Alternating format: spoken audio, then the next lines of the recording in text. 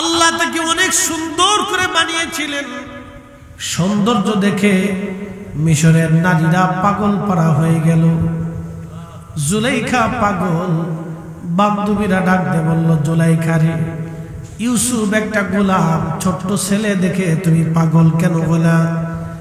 জুলাইখা ডাক দিয়ে বলল, বান্ধবীরা রে, তোমরা যদি আমার ইউসুফরে দেখো তাহলে তোমরাও পাগল হয়ে যাবা। বলে, না না, তা হবো না। বলে, পরীক্ষা হয়ে যাক। আল্লাহর নবী ইউসুফ আলাইহিস সালাতু ওয়াস সালামকে এক পাশে রাখা হলো পর্দার আড়ালে। জুলাইখা বান্ধবীদের হাতে কমলা লেবু দিয়ে দিলেন, একটা করে ছুরি দিয়ে দিলেন। জুলাইখা বলল, আমি পর্দা সরাবো, তোমরা লেবু কাটতে থাকবা, আমার ইউসুফ আসবে, আমার ইউসুফের দিকে তোমরা দেখবা। হাজরাতে ইউসুফ পর্দা সরানো হলো। ইউসুফ আলাইহিস সালামকে দেখার পরে জুলাইখার বান্ধবীরা কমলা লেবু কাটতে যাইয়া তারা হাত কেটে ফেললো। হাত কুচি কুচি করে তারা কেটে ফেললো। তারা বুঝতেই পারলো না তাদের হাত কেটে যাচ্ছে। আম্মা জান আয়েশাকে জিজ্ঞেস করা হলো, মা, আমার রাসূল দেখতে কেমন, আপনি বলবেন নি? আম্মা জান ডাকতে বললেন, ও আমার নবীর উম্মতেরা রে, সাহাবীরা রে, যেই নারীরা ইউসুফকে দেখে কমলা লেবু কাটার পরিবর্তে হাত কুচি কুচি করে কেটে ফেলে দিয়েছিল, রে সাহাবীরা, ওরা যদি ইউসুফের জায়গায় আমার রাসূলকে দেখত, শুধু হাত না, মিশরের নারীরা তাদের হাতের বদলতে কলিজা কেটে ফেলতো, বুঝতেই পারত না কলিজা তাদের কেটে যাচ্ছে। একসাথে জোরে বলবেন কি আল্লাহু আকবার। সুলতান কুতুবউদ্দিন রাহিমাহুল্লাহ নিজে অস্ত্রে শস্ত্রে সজ্জিত, রাত্রিবেলা তিনি ওই হিন্দু ভদ্র মহিলার বাড়িতে যে চুপচাপ বসে আছেন গোপন স্থানে। দেখি রাত্রিবেলা কে আসে আজ, অবশ্যই তাকে আজ ধরতে হবে। গভীর রাত্র চলতেছিল, হঠাৎ বৃদ্ধ মহিলা চিৎকার করলো, কে আসো, তাড়াতাড়ি আসো, আমার বৌমার ইজ্জত তোমরা বাঁচাও। এমন সময় সুলতান কুতুবউদ্দিন তার রণকৌশল দিয়ে ওই ছেলেটাকে ধরে ফেললেন, ওই যুবককে ধরে ফেললেন, তার গলার মধ্যে তলোয়ার চেপে ধরছে। ঠিক এমন সময় বুড়িমার ঘরের মধ্যে বাতি জ্বলতেছিল, চেরাগ জ্বলতেছিল। সুলতান কুতুবউদ্দিন বললেন, বুড়িমা, আপনার চেরাগটা দ্রুত গতিতে বন্ধ করে দেন। চেরাগের আলো বন্ধ করলেন। বুড়িমাকে বলেন, বুড়িমা, ভয়ের কোনো কারণ নাই, আমি সুলতান কুতুবউদ্দিন আজ আপনার বৌমার নিরাপত্তার জন্য নিজে চলে আসছি। একবার জোরে বলা যাবে আল্লাহু আকবার। আর আমাদের দেশের কোন নারী যদি ধর্ষিতা হয়, দেশের নেতারা কিছু পয়সা করে দিয়া, আর গরিব মানুষ যদি হয় কিছু পয়সা করে দেয়, মিট করাইয়া ছাইড়ে দেয়। ওরে বেটা, কবরে তো তোকে যেতেই হবে, আল্লাহর আদালত, আল্লাহর দরবারে দাঁড়াইতে হবে। সেই দিন তোমার 14 গোষ্ঠীও তোমারে বাঁচাইতে পারবে না। কি কথা বল না কেন? এগুলি নীরব জুলুম, 14 গোষ্ঠীও পারবে না আল্লাহর আদালত থেকে বাঁচাইতে।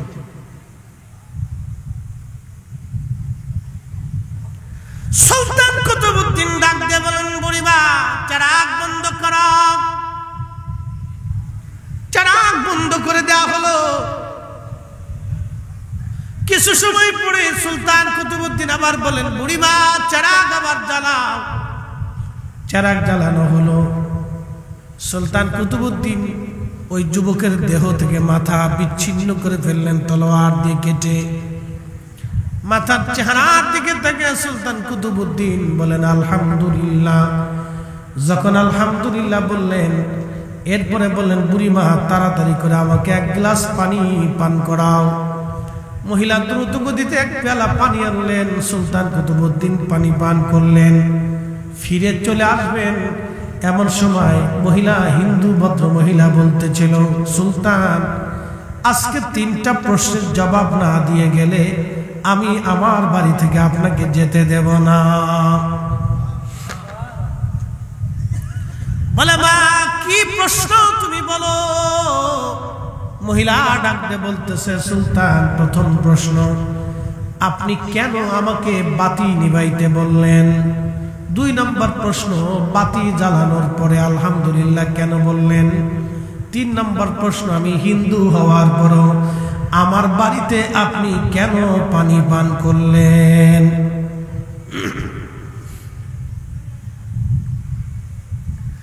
সুলতান কুতুবউদ্দিন প্রথম প্রশ্নের জবাব দিতে যা বলেন, বুড়িমা, বাতি জ্বলতেছিল, দুষ্কৃতিকারী ছেলেটা, যুবকটা তোমার বৌমার প্রতি আসক্ত ছিল। আমি বাদশাহ চিন্তা করলাম, এই সময় যদি তাকে হত্যা না করি সে আবার উত্তক্ত করার জন্য আসবে। কারণ আল্লাহ আমাকে আইন দিয়েছেন, আমি ছেড়ে দিব না, বাঁচাবো আমার ইখতিয়ার।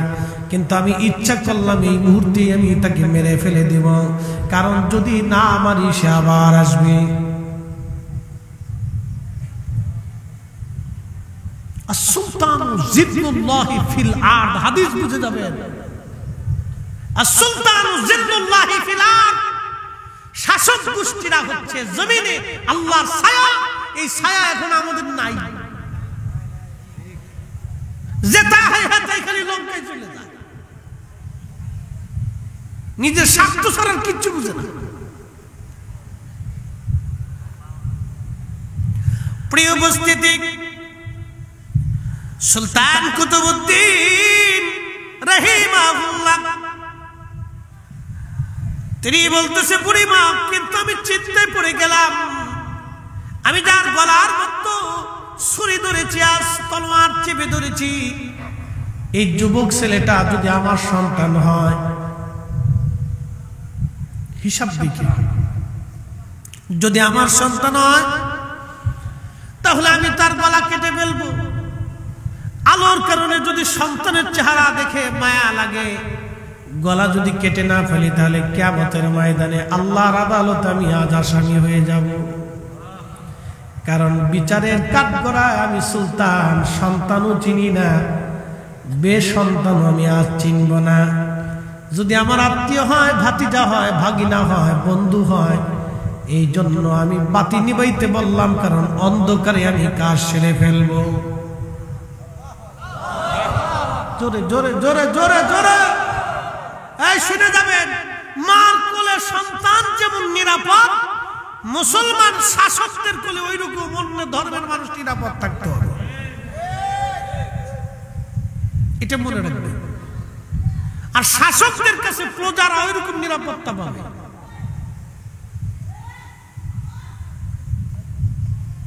সবাই এরকম নিরাপত্তা পাবে।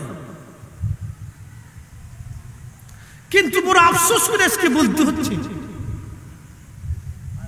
অনেক জায়গায় সুন্নি মাহফিল করতে গেলে বাধা দিবেন, অনেক জায়গায় সুন্নি ইমাম মসজিদ থেকে তাড়ানোর চিন্তা করবেন। এগুলি কি?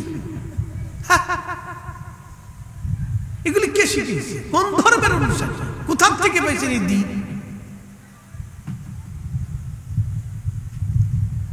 প্রিয় উপস্থিতি, হাজিরিন, হযরতে কুতুবউদ্দিন কাক, কুতুব সুলতান কুতুবউদ্দিন তিনি বলেন, বুড়িমা, আমি গলা কেটে ফেললাম, আপনাকে বাতি জ্বালাইতে বললাম, আপনি বাতি জ্বালাইলেন। 2 নম্বর, আমি আলহামদুলিল্লাহ কেন বললাম? কারণ দেহ থেকে মাথা যখন কেটে ফেললাম তখন ওই লোকের চেহারার দিকে আমি তাকায় দেখি, এটা আমার ছেলেও না, আমার ভাতিজাও না, আমার বন্ধু বান্ধব না। আমি আলহামদুলিল্লাহ এই জন্য বললাম, আমার রাজা বাদশার সন্তান হওয়ার পরেও তারা এই জুলুমের মধ্যে নাই, এই জুলুম তারা করে না। এই জন্য আমি আল্লাহর শুকর আদায় করলাম যে এই জুলুমের ভিতরে আমার সন্তানাদি কেউ নাই। একবার জোরে বলবেন আল্লাহু আকবার। প্রিয় উপস্থিতি, রব্বুল আলামিন আমাদেরকে শিক্ষা দিলেন, ইন্নাল্লাহা ইয়া'মুরু বিল আদলি ওয়াল ইহসান। ও বান্দা, দুনিয়ার মধ্যে তুমি ন্যায় করবা, অন্যায় কখনো করবা না, ন্যায় করবা। পৃথিবীর মধ্যে সর্বশ্রেষ্ঠ ন্যায়ের প্রতীক যিনি, তিনি রাহমাতুল লিল আলামিন। 63 বছরের জীবনে কোনোদিন একটা খাতা পাবেন না। 63 বছরের জীবনে চুল পরিমাণ যার ভুল আপনি খুঁজে পাবেন না, চুল পরিমাণ কোনো ত্রুটি পাবেন না। যিনি সর্বশ্রেষ্ঠ ন্যায়ের প্রতীক, তিনি আমাদের নবী রাহমাতুল লিল আলামিন, আল্লাহর প্যারা মেহবুব, আল্লাহর হাবিব। কথা বলেন ঠিক কিনা? আমরা তার উম্মত। উম্মত শব্দের অর্থ হচ্ছে অনুসারী। আমরা রসুলের অনুসারী। আমরা কার অনুসারী? জোরে বলেন কার? আমরা রসুলে করিমের অনুসারী। আমরা কোনো নায়ক নায়িকা, কোনো রাজনীতি ব্যক্তিত্বের অনুসারী না। আমরা স্বয়ং রাহমাতুল লিল আলামিনের অনুসারী, যার জীবনে কোনো ভুল নাই, নির্বাক্যে চোখ বুঝে যাকে মানলে কখনো পথভ্রষ্ট হবেন না। তিনি only 1%, সারা পৃথিবীতে শ্রেষ্ঠ, তাম সৃষ্টির মধ্যে তিনি শ্রেষ্ঠ। আল্লাহ পরেই তিনি মর্যাদা বলা, তিনি আমার আপনার নবী। কথা বলেন ঠিক কিনা? কোনো সন্দেহ? আচ্ছা, আল্লাহ রসুলের কথার ভিতরে কোনো সন্দেহ আছে? কারি যখন কোরআন শরীফ পড়ে, কোরআন শরীফ পড়ার পরে কারি সাহেব একটা শব্দ উচ্চারণ করেন, সাদাকাল্লাহুল মাওলানাল আযীম। আল্লাহ সত্য বলেছেন, আল্লাহ যাহা বলেছেন সত্য বলেছেন। এরপরে কারি আবার বলেন, সাদাকা রাসূলুহুন নবিয়ুল হাবিবুল কারীম। আল্লাহ সত্য বলেছেন, সাথে সাথে আল্লাহর হাবিবও সত্য বলেছেন। আল্লাহ মিথ্যা বলেন নাই, আমার রাসূলও কোনোদিন মিথ্যা বলেন নাই। কারণ রাসূল যদি মিথ্যা বলতেন তাহলে আল্লাহর কথার মধ্যে এই উম্মত সন্দেহ খুঁজে পাইত। আমার রাসূল মিথ্যা বলেন নাই বিদায় আল্লাহটা আমরা নির্বাক্যে চোখ বুঝে বুঝে মেনে নেই। কারণ কোরআন আল্লাহ তার নবীর উপরে নাজিল করেছেন, আমরা কখনো দেখি নাই। এই কথা আমার আল্লাহর নবী বলে দিয়ে গেছেন। কথা বলেন ঠিক কিনা? আচ্ছা, প্রশ্ন করি, কোরআন শরীফ যখন নাজিল হয়েছিল তখন কি সাহাবীরা এই জিবরাইল আসছে গেছে, এরপরে আল্লাহ পাক কথা বলতেছেন, নবীজির কালবে কোরআন আসতেছে, এটা কি দেখা গেছিল? না, দেখা যায় না। আল্লাহ যে নাজিল করছেন, রাসূল করিমের কালবে কোরআন আসছে, কখনো দেখা যায় নাই। কিন্তু রাসূল বলছেন, সাহাবে কেরাম বিনা বাক্যে বিশ্বাস করছেন, এটা কোরআনের আয়াত, এটা আমি নবীর কথা, এটা আল্লাহর কথা, এটা আমি রাসূলের কথা, এটা আল্লাহর কথা। আল্লাহর কথা হচ্ছে কালামুল্লাহ, আর রাসূলের কথা হয়ে গেছে হাদিস। এটা হাদিস, এটা কোরআনের আয়াত। নবী বলছেন বিদায় উম্মত সেটা বুঝছে। তাহলে রাসূল সত্যবাদী, নবী কি? কথা কর না, রাসূল কি? নবীর জীবনে কোনো ভুল, নবীর জীবনের প্রতি কোনো সন্দেহ রাখা লা রাইবা ফীহি। কোরআনে যেমন সন্দেহ করা যাবে না, আমার রাসূলের জীবনে এরকম সন্দেহ করা যাবে না। কথা বলেন ঠিক কিনা? যদি করেন তাহলে ঈমান হবে, ঈমান হবে না। প্রিয় খানেরা আর মুসলমান, খুব মনোযোগ দিবেন। কোরআন শরীফে আমার আল্লাহ রাব্বুল আলামিন বলতেছেন, বিল আদলি ওয়াল ইহসান। দুনিয়াতে ন্যায় করবা, কখনো অন্যায় করবা না। যেটা ন্যায় সঙ্গত সেটা করবা, কখনো অন্যায় করবা না। আল্লাহর নবী ছিলেন সর্বশ্রেষ্ঠ ন্যায়ের প্রতীক। নবীজির সহবতে থাকিয়া সাহাবীরা হয়ে গেলেন আরো ন্যায়ের প্রতীক। আল্লাহর নবীর সাহাবীরা কত বড় ন্যায়ের প্রতীক ছিলেন। সাহাবীদের জীবনী যদি না বলি আপনি বুঝবেন না। পৃথিবী বিখ্যাত একজন খলিফা ছিলেন, খলিফার নাম হযরত ওমর, যিনি মুসলিম মিল্লাতের একজন ন্যায়পরায়ণ খলিফা। আজকে একটা কথা মনে রাখবেন, পৃথিবীতে যারা ন্যায় বিচার করে, দুনিয়াতে যারা ন্যায় বিচার করে, ওই যে আদালতে ম্যাজিস্ট্রেট বলেন, জজ বলেন, বিচারপতি যারা বলেন তারা যদি ন্যায় বিচার করে তাহলে কিয়ামতের ময়দানে হযরত ওমরের পিছে পিছে তাদের হাসর হবে। আর যদি তারা অন্যায় বিচার করেন তাহলে তাদের হাসর হয়ে যাবে ফেরাউনের সাথে। বিপদ আছে। টাকা টেবিলের নিচে নিয়ে বিচার করে, কি কথা কর না কেন? টেবিলের নিচে টাকা নিয়ে বিচার করে বিচারপতি, জজ, ম্যাজিস্ট্রেট যাই কোন টেবিলের নিচে নিয়ে করতেছে, করে কত বছর করবে? কারে খুশি করতেছে? স্ত্রীকে, ছেলেকে, মেয়েকে? 4 পয়সাও মূল্য নেই জীবনের, বৃথা জীবন। পৃথিবীতে এদের মতো বোকা আমি কোনো মানুষ দেখি নাই। এদের মতো বোকা পৃথিবীতে কোনো মানুষ আমি দেখিনি। পৃথিবীতে সবচেয়ে বড় বোকা যারা অন্যায় করে টাকা রুজি করে, তারা হলো পৃথিবীতে সবচেয়ে বড় বোকা। কারণ সেই অন্যায় করে টাকা রুজি করে নিজে খেয়ে যেতে পারে না, সন্তানের জন্য রেখে যায়, আর ওই সন্তান কিয়ামতের ময়দানে তার দায়ভার নেবে না। এর মতো বোকা পৃথিবীতে একজন নাই। সবচেয়ে বড় বোকা সে, শিক্ষিত বোকা। আমি আপনাকে বুঝাচ্ছি, খুব মনোযোগ দিয়ে। পৃথিবীর সমস্ত ন্যায় বিচারক রাজা বাদশারা হযরত ওমরের পিছনে লাইন ধরবে। পৃথিবীর সমস্ত দানশীল ব্যক্তিরা হযরত উসমানের পিছনে লাইন ধরবে। পৃথিবীর সমস্ত বীর যোদ্ধারা হযরত আলীর পিছনে লাইন ধরবে। পৃথিবীর সমস্ত শহীদরা হযরত সৈয়দুশ শুহাদা আমির হামজার পিছনে লাইন ধরবে। পৃথিবীর সমস্ত জাহিদরা যারা দুনিয়া বিরাগী মুজাহাদা করেছেন তারা হযরতে আবু যর গিফারী রাদিয়াল্লাহু আনহুর পিছনে লাইন ধরবে। পৃথিবীর সমস্ত মজজুব যারা ছিলেন আল্লাহর পাগল তারা হযরত ওয়াসাল কারনির পিছনে লাইন ধরবে। পৃথিবীর সমস্ত আশিকে রাসূলরা হযরত বেলালের পিছনে লাইন ধরবে। একসাথে বলবেন আল্লাহু আকবার। পৃথিবীর সমস্ত মুফতিরা হযরত আব্দুল্লাহ ইবনে মাসউদের পিছনে লাইন ধরবে। পৃথিবীর সমস্ত মুহাদ্দিসরা হযরত আবু হুরায়রার আম্মা জান আয়েশার পিছনে লাইন ধরবে। পৃথিবীর সমস্ত মুফাসসিররা হযরত আব্দুল্লাহ ইবনে আব্বাসের পিছনে লাইন ধরবে। পৃথিবীর সমস্ত কারীরা হযরত উবাই ইবনে কাব রাদিয়াল্লাহু আনহুর পিছনে কিয়ামতের ময়দানে লাইন ধরবে। একসাথে বলবেন আল্লাহু আকবার। মনে রেখে।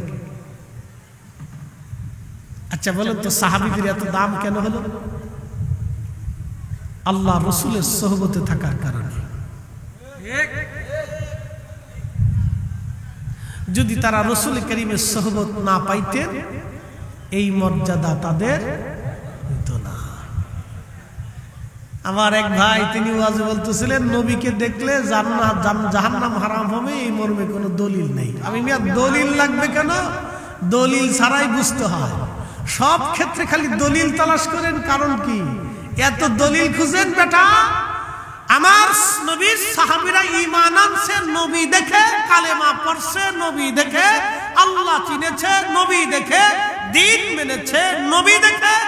আমরা উম্মত রাসূল মানলে আল্লাহ মানা হয়ে যায়।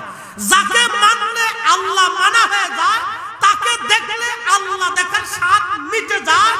যাকে মানলে আল্লাহ মানা হয় তাকে দেখলে জাহান্নাম হারাম হয়ে যায়। কি কথা কন না কেন? তাকবীর, আল্লাহু আকবার, রিসালাত, ইয়া রাসূলুল্লাহ, আহলে সুন্নাত ওয়াল জামাত, জিন্দাবাদ, জিন্দাবাদ, মুফতি জহিরুল ইসলাম ফরিদি সাহেব, জিন্দাবাদ, জিন্দাবাদ। এটা সহজ করে বুঝতে হয়, এটা কঠিন তো কিছু না, কঠিন না। কিন্তু সমস্যা হয়েছে কি জানেন? বেমানি। বেমানি চিনছেন? অসুস্থ, এটা এক ধরনের রোগ। রাসূল বিদ্বেষিতা এক ধরনের রোগ। এটা ভয়ঙ্কর রোগ, যে রোগ থেকে হাসরের ময়দানে তাকে মুক্তি দেওয়ার আর কেউ নাই। ভয়ঙ্কর রোগ। প্রিয় উপস্থিতি, খারেরাবাসী, হযরত ওমর রাদিয়াল্লাহু আনহু তিনি হিমসের একজন শাসক বানাইলেন। তার নাম সাইদ ইবনে আমির রাদিয়াল্লাহু আনহু, যিনি হিমসের প্রশাসক ছিলেন, গভর্নর ছিলেন। হযরত ওমর চিন্তা করলেন, বহুদিন হলো আমি হিমসে যাই না, একটু হিমসে যে ঘুরে দেখে আসি হিমসের জনগণ কেমন আছে। হযরত ওমর রওনা করলেন। সুদূর হিমস প্রদেশে যখন তিনি গেলেন, মসজিদে, সেন্ট্রাল মসজিদে, গভর্নর হাউসে গেলেন। মুসলমানরা নামাজ পড়ার জন্য আসছে। হযরত ওমর সবাইকে জিজ্ঞেস করলেন, হে হিমসের প্রশাসকরা, ও হিমসের জনগণ, আপনারা শুনেন, আপনাদের গভর্নর সম্পর্কে আপনাদের কোনো কি অভিযোগ আছে কিনা? এই গভর্নর সম্পর্কে আপনাদের অভিযোগ আছে কিনা? এই যে আপনি দেখেন, এই যে ইসলাম কত সুন্দর জীবন ব্যবস্থা, আপনাদেরকে বুঝাই। আচ্ছা আচ্ছা, তাহলে একটু জায়গার সংকলন হচ্ছে না তো, ওই জায়গা অল্প হয়ে গেছে, আমরা একটু যদি চাপ দিয়ে বসে, জানি কষ্ট হবে, বেশি সাফাসাফি করলে জ্বালা, একটা জ্বালা। ঠিক আছে, যদি ডানে বামে জায়গা থাকে একটু, তাহলে লড়াচড়া দিয়ে বসেন। কি করবেন আমি বলতে পারতেছি না যে আপনি চাপ দিয়ে বসেন, আমি শুধু বলবো একটু লড়াচড়া দিবেন। জিকিরের হালতে লা ইলাহা ইল্লাল্লাহ, জোরে লা ইলাহা ইল্লাল্লাহ, হক লা ইলাহা ইল্লাল্লাহ, হাসবি রাব্বি জাল্লাল্লাহ, মা ফি কলবি গায়রুল্লাহ, আহা নূর মুহাম্মদ, বলি নূর মুহাম্মদ, পড়ি লা ইলাহা ইল্লাল্লাহ, লা ইলাহা ইল্লাল্লাহ, লা ইলাহা ইল্লাল্লাহ, মুহাম্মাদুর রাসূলুল্লাহ সাল্লাল্লাহু আলাইহি ওয়াসাল্লাম। খুব মনোযোগ দিয়ে হযরত আমিরুল মুমিনিন হিমসে গেলেন। সমস্ত মুসলমানদেরকে গভর্নর হাউসে ডাকলেন, মসজিদে ডাকলেন। হিমসের যিনি গভর্নর, তিনি আল্লাহর নবীর সাহাবী সাঈদ ইবনে আমির রাদিয়াল্লাহু আনহু। হযরত ওমর সবাইকে ডাক দিয়ে বলেন, হে জনগণ, আমি যে আপনাদের জন্য একজন গভর্নর নিযুক্ত করছিলাম, এই গভর্নর সম্পর্কে আপনাদের মতামত ব্যক্ত করেন। এই গভর্নর সম্পর্কে আপনাদের কোনো অভিযোগ অনুযোগ আছে কিনা বলেন। খুব মনোযোগ দিয়ে, ইসলামী জীবন ব্যবস্থা কেমন ছিল, খুলাফায়ে রাশিদিনের জীবন ব্যবস্থা কেমন ছিল, রাষ্ট্র পরিচালনার পদ্ধতি কেমন ছিল, যা পৃথিবীতে বিরল ছিল। এই জন্য আল্লাহ রাসূল বলতেন, ফাআলাইকুম বিসুন্নতি, তোমরা আমার সুন্নাত দ্বারা পরিচালিত হবে, ওয়া সুন্নাতিল খুলাফায়ের রাশিদিন আল মাহদিন, আমার পরে আমার খুলাফায়ে রাশিদিনের মাধ্যম দিয়ে পরিচালিত হবে। একসাথে বলা যাবে আল্লাহু আকবার। তো সেই খুলাফায়ে রাশিদিনের রাষ্ট্র পরিচালনার পদ্ধতি কেমন ছিল আমি আপনাদেরকে বোঝাই। গভর্নর কেমন, সমস্ত জনগণকে ডাক দেওয়া হলো। খলিফা জিজ্ঞেস করলেন, এ জনগণ, তোমরা ওপেনলি নির্ভয়ে এই গভর্নর সম্পর্কে তোমাদের অভিমত ব্যক্ত করো, তোমাদের কি কোনো অভিযোগ আছে?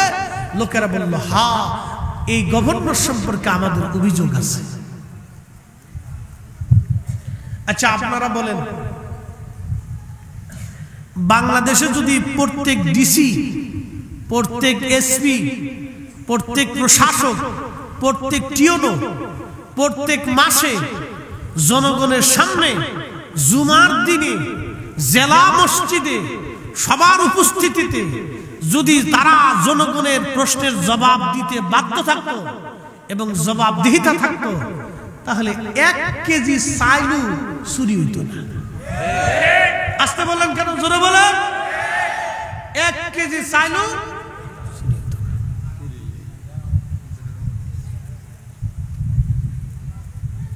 এই পদ্ধতিকে আমাদের না খুলাফায়ে রাশিদিনের? খুলাফায়ে রাশিদিনের। এই জন্য আপনাদেরকে বুঝাই দিয়ে যাচ্ছি তারা কেমন ছিল। হযরত ওমর রাদিয়াল্লাহু রাদিয়াল্লাহু আনহু জিজ্ঞেস করলেন, হে জনগণ, তোমরা বলো খলিফা গভর্নর সম্পর্কে তোমাদের মতামত কি? লোকেরা বলল, আমিরুল মুমিনিন এক নম্বর অভিযোগ হলো আমাদের যিনি গভর্নর আছেন তিনি প্রত্যেকদিন সকালবেলা দেরি করে অফিসে আসেন, অর্থাৎ কার্যালয়ে তিনি আসেন সকালবেলা দেরি করে। আসার কথা 9টায়, তিনি আসেন 10টায়। কারণ কি? আমরা এই কারণ সর্বপ্রথম জানতে চাই। সাইল চুরি করছে তা কিন্তু না, দেরি করে আসছে, দেরি করে আসছে। আপনি চিন্তা করেন তো, জবাবদিহিতা ইসলামে কত চমৎকার ছিল। খলিফা নিজে উপস্থিত, তাও একজন গভর্নর, তিনি রাসূল করিমের সাহাবী, যিনি খলিফা তিনিও সাহাবী, তিনি দুনিয়া থেকে জান্নাতের সার্টিফিকেট নিয়েছেন। আর যিনি সাহাবী, যিনি গভর্নর, তিনার সম্পর্কে আল্লাহ বলেছেন রাদিয়াল্লাহু আনহু ওয়া রাদু আন, আমি আল্লাহ তাদের উপরে খুশি, তারাও আমি আল্লাহর উপরে খুশি। কেন? যালিকা লিমান খাশিয়া রাব্বা, তারা আমি আল্লাহকে ভয় করত। আমি আপনাকে বুঝাচ্ছি, একটু সুস্থ মস্তিষ্ক দিয়ে বুঝবেন। হাজরাত আমার জিজ্ঞেস করলেন, কি অভিযোগ? বলে, হুজুর সকালবেলা দেরি করে অফিসে আসি। গভর্নর হাউসে কার্যালয়ে সকালবেলা দেরি করে আসে, কি জন্য আসে জবাব দিতে বলেন। হযরত ওমর বললেন, সাইদ ইবনে আমির, আপনি জবাব দেন, কারণ আপনি আল্লাহর নবীর সাহাবী, আপনি কেন দেরি করে আসেন? সাইদ ইবনে আমির বললেন, ইয়া আমিরাল মুমিনিন, বিষয়টাকে নিজের মধ্যে গোপন রাখতে চেয়েছিলাম, কিন্তু জনগণ যেহেতু মামলা করেছে, অতএব জবাব যদি না দেই তাহলে আমি দোষী হয়ে থাকব। হুজুর, আপনি জানেন গভর্নরই কোনো ভাতা আমি মাসে নেই না, বাইতুল মাল থেকে সামান্য পরিমাণ খরচ আমাকে দেওয়া হয়। এই সামান্য খরচ দিয়ে আমার সংসার মোটেও চলে না। আমার কাজের কোনো লোক নাই যে আমার ঘরে কাজ করে দিবে। আমি নিজে নিজে রুটি বানাই, নিজে নিজে রান্না বান্না করি, নিজে নিজে ঘরের কাজ করি। এই কাজ সেরে গভর্নর হাউসে আসতে আমার দেরি হয়ে যায়। জোরে জোরে জোরে জোরে জোরে, আরো জোরে, আরো জোরে। আর ড্রাইভারের কোটি কোটি টাকা।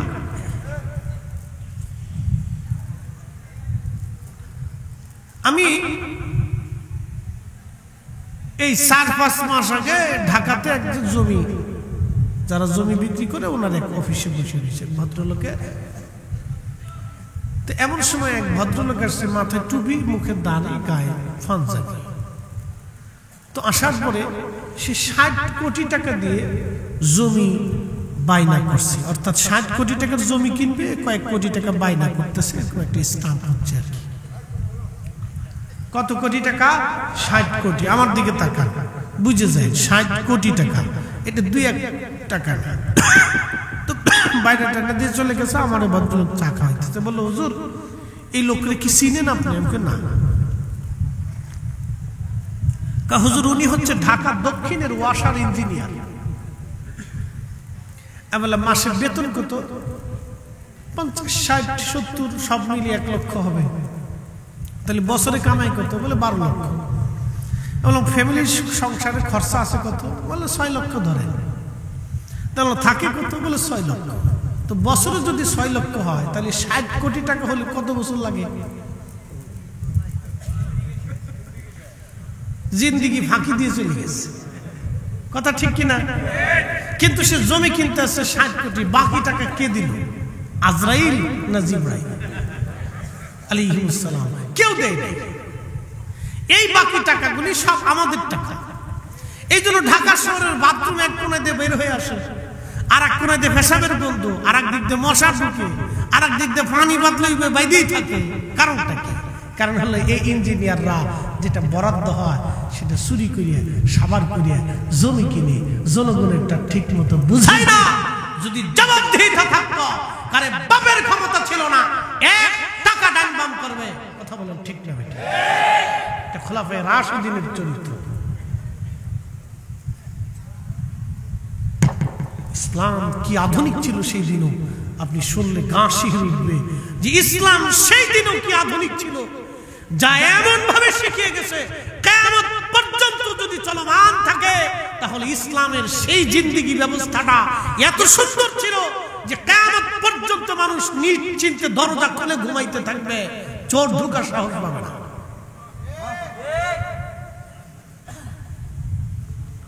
প্রিয় উপস্থিতি,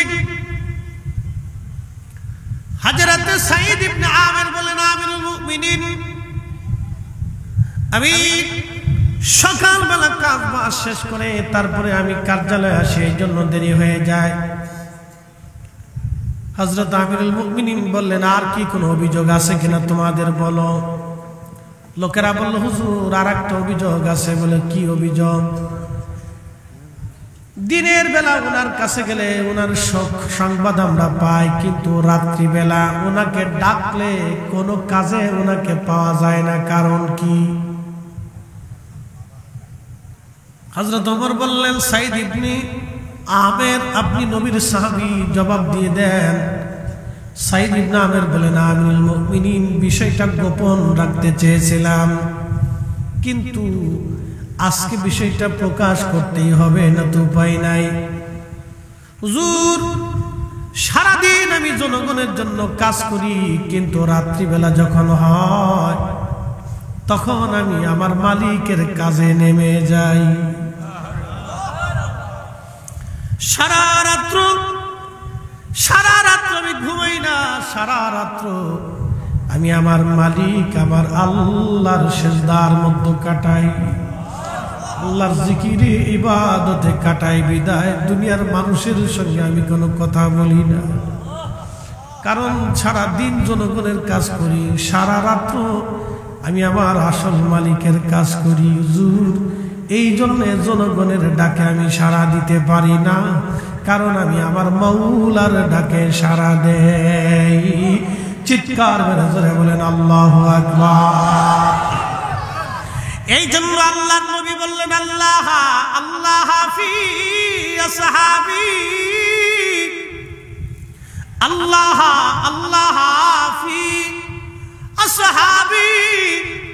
ও আমার উম্মত, আল্লাহকে ভয় করো আমার সাহাবীদের ব্যাপারে, সাহাবীদের ব্যাপারে আল্লাহকে ভয় করো, সাহাবীদের ব্যাপারে আল্লাহকে ভয় করো।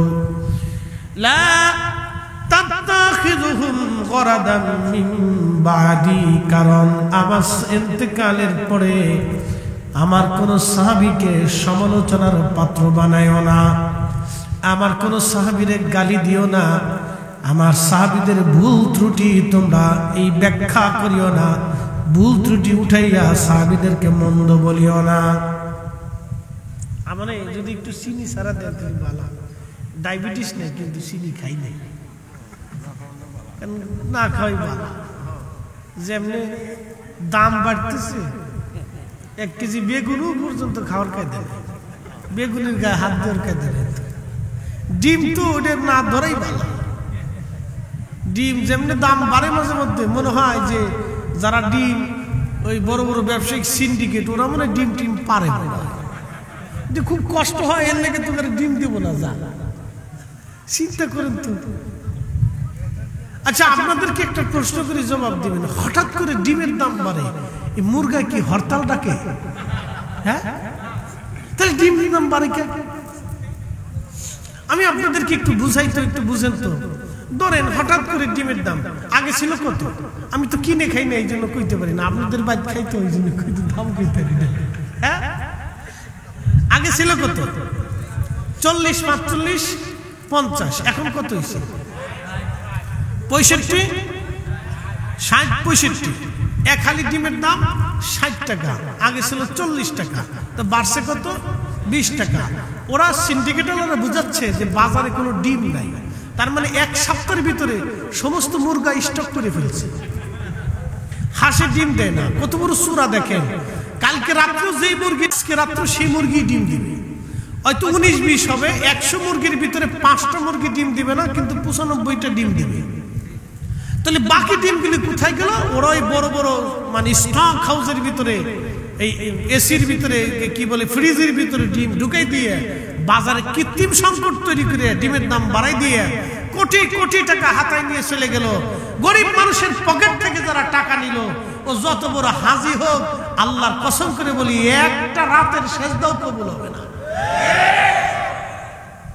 এগুলি সব সিটার বাটপার দেশ ঘুরে গেছে ভাই, সিটার বাটপারের দেশ ঘুরে গেছে। বুঝতে পারছেন? বাপরে বাপ, এই যে কত বড় সুর! আপনি চিন্তা করতে পারবেন? আপনি চিন্তা করলে আপনার রক্ত হিম হয়ে আসবে যে কত বড় সুরের সুর। মানুষের খাবার নিয়ে, রিজিক নিয়ে ফাজলিমি করে। প্রিয় উপস্থিতি, হযরত ওমর রাদিয়াল্লাহু আনহু জিজ্ঞেস করলেন, হে জনগণ, তোমাদের আর কি কোনো প্রশ্ন আছে কিনা বলো। জনগণ বলতেছে, আমিরুল মুমিনিন, এই গভর্নর সম্পর্কে আমাদের আর একটা অভিযোগ আছে। বলে, কি অভিযোগ?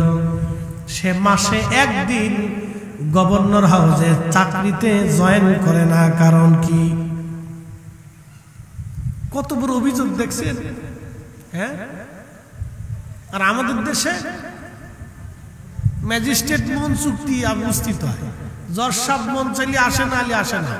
আর যারা জমি রেস্ট্রি করে, রেস্ট্রি অফিসার, উরে বাপ রে বাপ, সে তো বিরাট বড় অফিসার, মন চাইলে আসে, না চাইলে আসে না। লোকজন কাগজপাতি নিয়ে বয়ে যায়। কি কথা কর না কেন? এই তো দেশ চলতেছে। আবার আমি এক জায়গায় গেছি, সে বহুদিন আগে, বাংলাদেশের এক অফিসে, এই যে আপনার ট্যাক্স হাউস, হ্যাঁ, ট্যাক্সের একটা ফাইল করার জন্য গেছি। বুঝতে পারছেন? তো যাওয়ার পরে ওই তোর অফিসার, যে মেন অফিসার, তার নিশ্চিতে বলতেছে, বল হুজুর আপনি আসছেন, এই আমাদের অফিসার আসে নাই 2-3 দিন। আমি বললাম, অফিসার কই থাকে? বলছে, না, তিনি আসে নাই, উনি এত বড় অফিসার, ওনার মাম পানি দিয়ে গোসল করা লাগে। তাই আমি বললাম যে আমি যদি কোনোদিন রাষ্ট্রপ্রধান হইতে পারতাম, ওরে বুড়িগঙ্গার ভিতরে কায়দা মতো সুবায়া শিক্ষা দিয়ে দিতাম যে মাম পানি কোথায় পায়।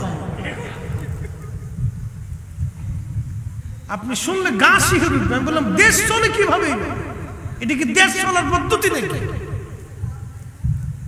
3 দিন পর্যন্ত অফিসে গেছি, তারা খুঁজে পাইনি একটা সিগনেচারের জন্য। আমার টাকা, আমার জিনিস, আমার বৈধ জিনিস খুঁজে পাওয়া যায় না। ওনারা বলে মাল দিতে হবে, মাল না দিলে সিগনেচার দিবে না, মাল দিলে রাতারাতি সিগনেচার হয়ে যায়।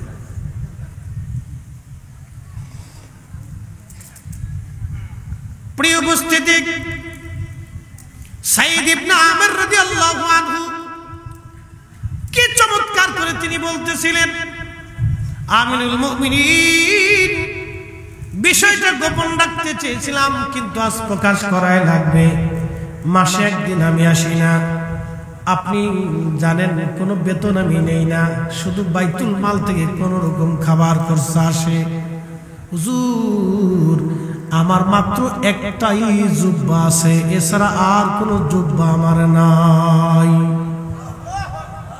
একসাথে বলেন আল্লাহু আকবার, আরো জোরে বলেন আল্লাহু আকবার, আল্লাহু আকবার। আল্লাহ নবী বলেন, খেলাফাতুস সালাসুনা সানা, খেলাফত পৃথিবীতে 30 বছর থাকবে, এরপর আর এই খেলাফত আসবে না। এখন আপনি শুধু স্বপ্ন দেখবেন, কিন্তু বাস্তবায়ন হবে না। এই লোক আর পাওয়া যাবে না। পৃথিবীর মাটি খুঁজলেও কি একজন সাহাবীর মতো মানুষ পাবেন? হ্যাঁ, সাইদ ইবনে আমিরের মতো এরকম একজন প্রশাসক, গভর্নর পৃথিবীর মাটি খুঁজলেও আর কোনোদিন পাবেন না। কি কথা কর না কেন? একজন গভর্নরের একটাই জুব্বা, ফরিদ হিসেবে জুব্বার শেষ নেই। আমার ঘরে যা দেখবেন 8-10টা জুব্বা আছে, একজন গভর্নরের একটাই জুব্বা। বলে, আমিরুল মুমিনিন, আমার একটাই মাত্র জুব্বা, আর কোনো জুব্বা নাই।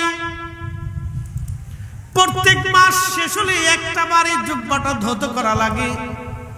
আমি যদি ধৌত করি তাহলে অফিসে আসতে, কাজে আসতে পারি না। এই জন্য আমি মাসে একটা দিন কাজের জন্য আমি আসতে পারি না। জুব্বা কাপড় চোপড় ধোয়ার কারণে আমি মাসে একটা দিন জনগণের কাজ করতে পারি না। একবার জোরে বলা যাবে কি আল্লাহু আকবার। তেলের গাড়ি তেলে চলে,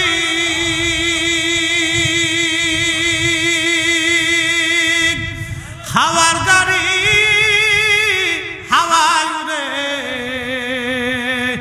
বিনা তেলে চালায় গাড়ি নবী সুলাইমান। আমরা সেই মুসলমান, আমরা সেই মুসলমান।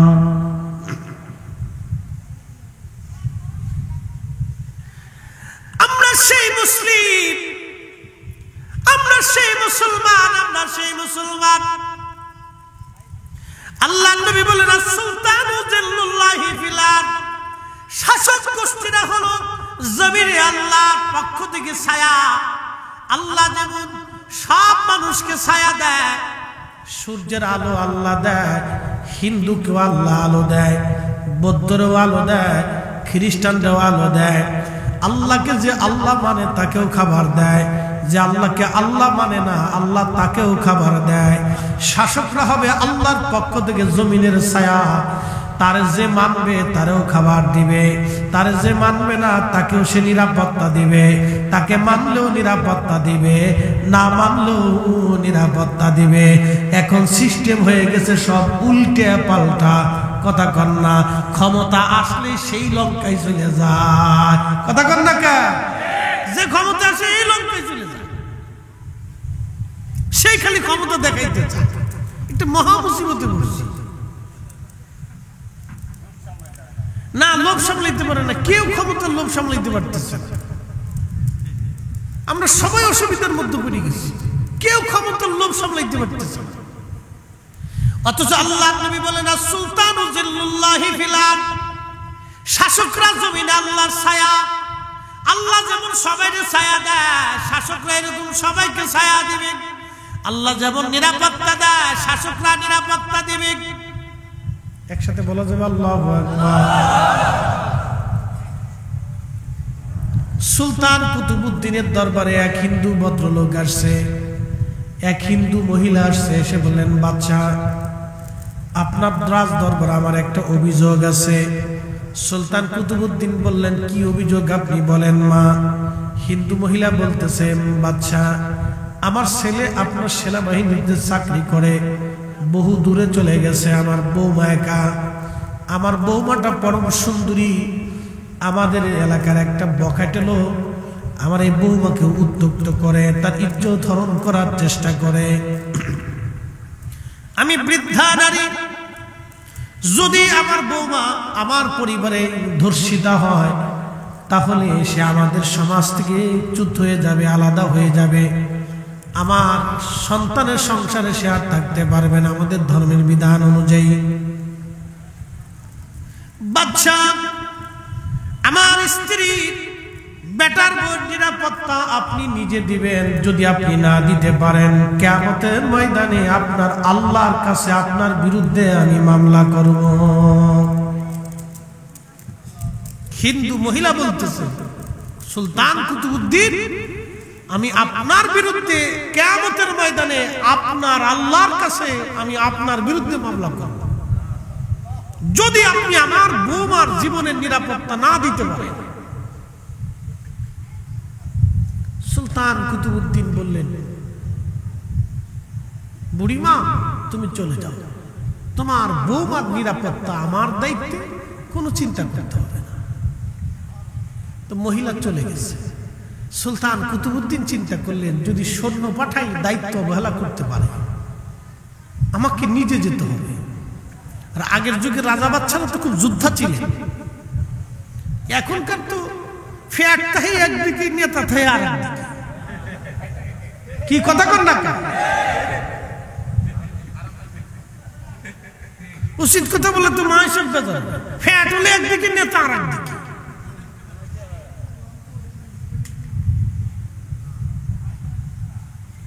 খুব মনোযোগ দিয়ে সুলতান কুতুবউদ্দিন রাহিমাহুল্লাহ নিজে অস্ত্রে শস্ত্রে সজ্জিত। রাত্রিবেলা তিনি ওই হিন্দু ভদ্র মহিলার বাড়িতে যে চুপচাপ বসে আছেন গোপন স্থানে।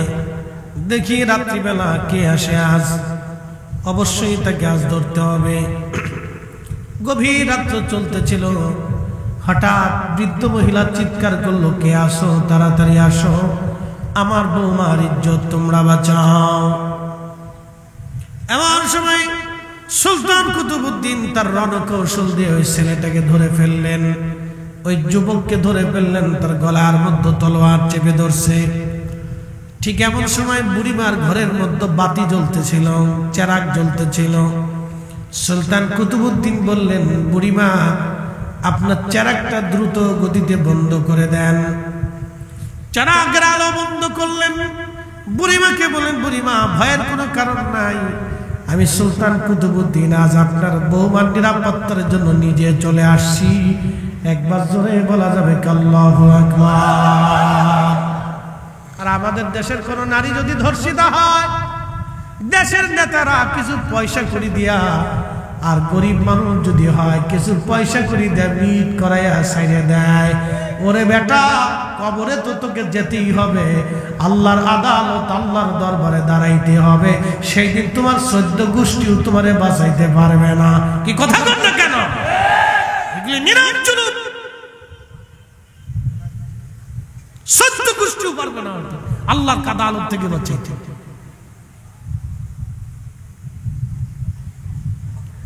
সুলতান কুতুবউদ্দিন ডাক দিয়ে বলেন, বুড়িমা চেরাগ বন্ধ করো। চেরাগ বন্ধ করে দেওয়া হলো। কিছু সময় পরে সুলতান কুতুবউদ্দিন আবার বলেন, বুড়িমা চেরাগ আবার জ্বালাও। চেরাগ জ্বালানো হলো। সুলতান কুতুবউদ্দিন ওই যুবকের দেহ থেকে মাথা বিচ্ছিন্ন করে ফেললেন তলোয়ার দিয়ে কেটে। মাথার চেহারার দিকে তাকে সুলতান কুতুবউদ্দিন বলেন, আলহামদুলিল্লাহ। যখন আলহামদুলিল্লাহ বললেন, এরপরে বললেন, বুড়িমা তাড়াতাড়ি করে আমাকে 1 গ্লাস পানি পান করাও। মহিলা দ্রুত গতিতে 1 পেয়ালা পানি আনলেন। সুলতান কুতুবউদ্দিন পানি পান করলেন। ফিরে চলে আসবেন এমন সময় মহিলা, হিন্দু ভদ্র মহিলা বলতেছিল, সুলতান আজকে 3টা প্রশ্নের জবাব না দিয়ে গেলে আমি আমার বাড়ি থেকে আপনাকে যেতে দেব না। বলে, মা কি প্রশ্ন তুমি বলো। মহিলা ডাকতে বলতেছে, সুলতান প্রথম প্রশ্ন, আপনি কেন আমাকে বাতি নিভাইতে বললেন? 2 নম্বর প্রশ্ন, বাতি জ্বালানোর পরে আলহামদুলিল্লাহ কেন বললেন? 3 নম্বর প্রশ্ন, আমি হিন্দু হওয়ার পরও আমার বাড়িতে আপনি কেন পানি পান করলেন?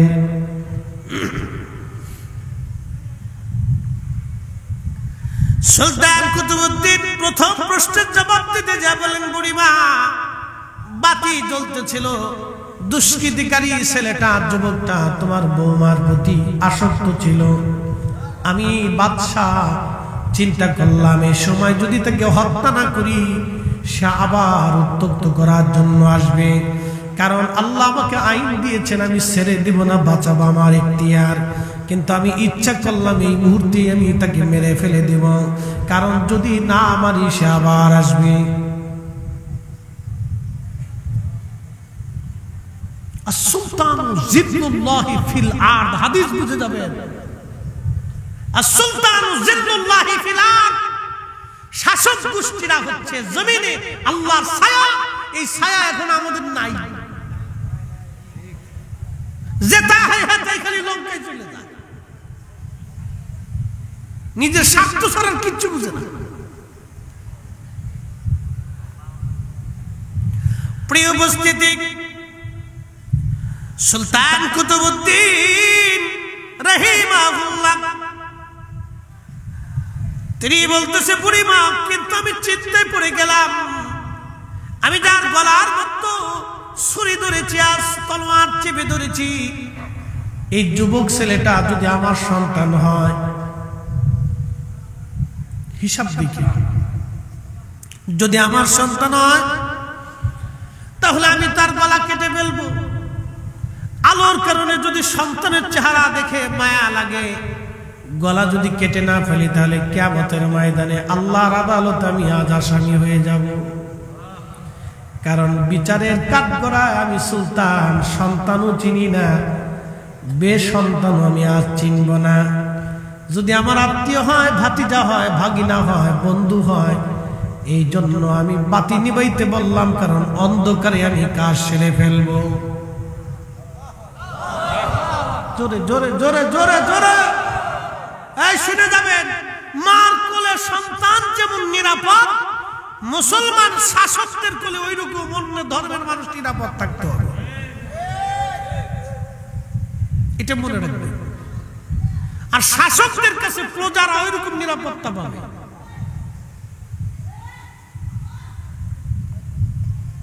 সবাই এরকম নিরাপত্তা পাবে।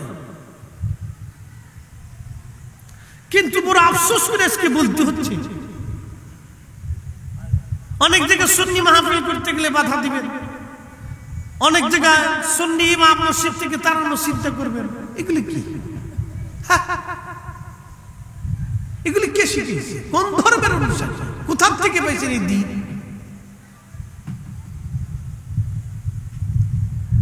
প্রিয় উপস্থিতি, হাজিরিন, হযরতে কুতুবউদ্দিন কাক, কুতুব সুলতান কুতুবউদ্দিন, তিনি বলেন, বুড়িমা আমি গলা কেটে ফেললাম, আপনাকে বাতি জ্বালাইতে বললাম, আপনি বাতি জ্বালাইলেন। 2 নম্বর, আমি আলহামদুলিল্লাহ কেন বললাম? কারণ দেহ থেকে মাথা যখন কেটে ফেললাম, তখন ওই লোকের চেহারার দিকে আমি তাকায় দেখি, এটা আমার ছেলেও না, আমার ভাতিজাও না, আমার বন্ধু বান্ধব না। আমি আলহামদুলিল্লাহ এই জন্য বললাম, আমার রাজা বাদশার সন্তান হওয়ার পরেও তারা এই জুলুমের মধ্যে নাই, এই জুলুম তারা করে না। এই জন্য আমি আল্লাহর শুকর আদায় করলাম যে এই জুলুমের ভিতরে আমার সন্তানাদি কেউ নাই। একবার জোরে বলবেন আল্লাহু আকবার। বলে, বাদশা তাহলে আমার বাড়ি থেকে পানি কেন পান করলেন? সুলতান কুতুবউদ্দিন ডেকে বলতেছে, বুড়িমা তুমি আমার রাজ দরবারের সামনে, সিংহাসনের সামনে দাঁড়ায় বলছিলা, কুতুবউদ্দিন তুমি যদি আমার বৌমার ইজ্জত না বাঁচাও, তাহলে তোমাকে কিয়ামতের ময়দানে আল্লাহর দরবারে তোমার বিরুদ্ধে মামলা করব। বুড়িমারে, যেই দিন তুমি আল্লাহর দরবারে আমার বিরুদ্ধে মামলা করবা, এই কথা শোনার পরে ওইখানে বসে আমি চিন্তা করেছিলাম, আমি এই বুড়িমার বৌমার ইজ্জত না বাঁচানো পর্যন্ত আমি এক পেয়ালা পানিও পান করব না। আজকে কতদিন হলো আমি এক পেয়ালা পানিও পান করি নাই। এই জন্য তৃষ্ণা এত বেশি লেগেছিল, আমি সহ্য করতে না পেরে তোমার কাছ থেকে পানি চেয়ে পান করে কলিজা ঠান্ডা বানাইছি।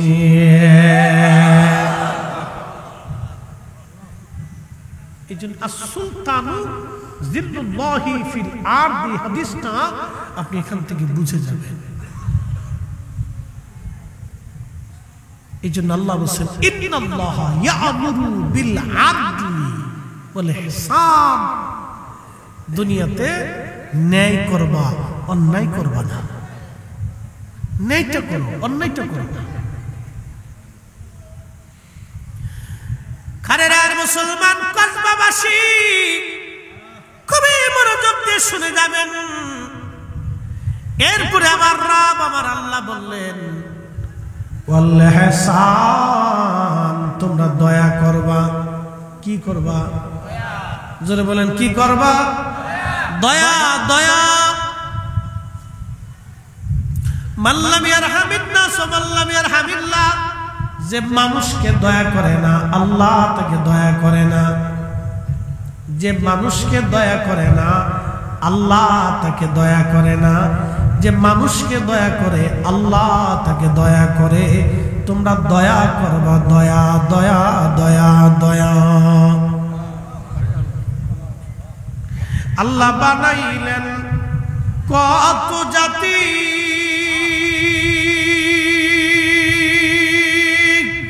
হইল না তার প্রেম প্রীতি। আল্লাহ বানাইলেন কত জাতি, হইল না তার প্রেম প্রীতি, অবশেষে মানুষ বানায় প্রেমের কারণে। ওরে অবশেষে মানুষ বানায় প্রেমের কারণে, প্রেমের ডুরি বান্ধরে মদিনার শনে। হায়রে প্রেমের ডুরি বান্ধরে মদিনার শনে। এই ভালোবাসাটাকে আল্লাহ 100 ভাগে ভাগ করলেন। যদি পৃথিবীতে দয়া না থাকতো, ভালোবাসা না থাকতো, পৃথিবী ধ্বংস হয়ে যাইত। আপনি যদি দেখবেন একটা কুত্তারও যদি দয়া করেন, এই কুত্তা আপনার পিছু ছাড়বে না। আপনি যদি একটা বাঘের দয়া করেন, একটা বাঘের বাচ্চা নিয়ে আসবেন, পালতে পালতে আদর করতে করতে বড় হবে, ও সবাইরে কামড়াবে কিন্তু আপনাকে কামড়াবে না। এ বন্ধু, একটা হিংস্র প্রাণী হায়না, এই হায়না বড় বড় হিংস্র প্রাণী, এটা বাঘের চাইতেও হিংস্র। আপনি যদি এর ছোট্ট কালে ধরে নিয়ে আসেন, লালন পালন করেন, ও সবাইরে কামড়াবে কিন্তু আপনারে কামড়াবে না। এটার নাম ভালোবাসা। আল্লাহর নবী বললেন, ভালোবাসার দয়াটাকে আমার রব 100 ভাগে ভাগ করলেন। 100 ভাগে ভাগ করার পরে আমার আল্লাহ 99 প্রকার 99 ভাগ ভালোবাসা আল্লাহ নিজের কাছে রেখে দিলেন। 1 ভাগ ভালোবাসা আমার আল্লাহ তামাম সৃষ্টির মধ্যে বন্টন করে দিলেন। তামাম সৃষ্টির মধ্যে 1 ভাগ ভালোবাসা আল্লাহ বন্টন করে দিলেন। আল্লাহ নবী ডাক দিয়ে বললেন, সাহাবীরা একটা সুসংবাদ শুনিয়ে নাও, ওই 99 ভাগ দয়া ভালোবাসা দি আমার আল্লাহ কিয়ামতের ময়দানে আমাদের বিচার আল্লাহ করবে। না না, আরো জোরে জোরে জোরে জোরে জোরে, আরো জোরে। কত ভাগ? 99। জোরে বলেন, কত ভাগ? আরো জোরে। জোর হয় না কেন? জোরসে বলো। 99 ভাগ দয়া দিয়ে আল্লাহ বিচার করবে। এই জন্য আল্লাহর একটা নাম হলো আর রহমানির রহিম।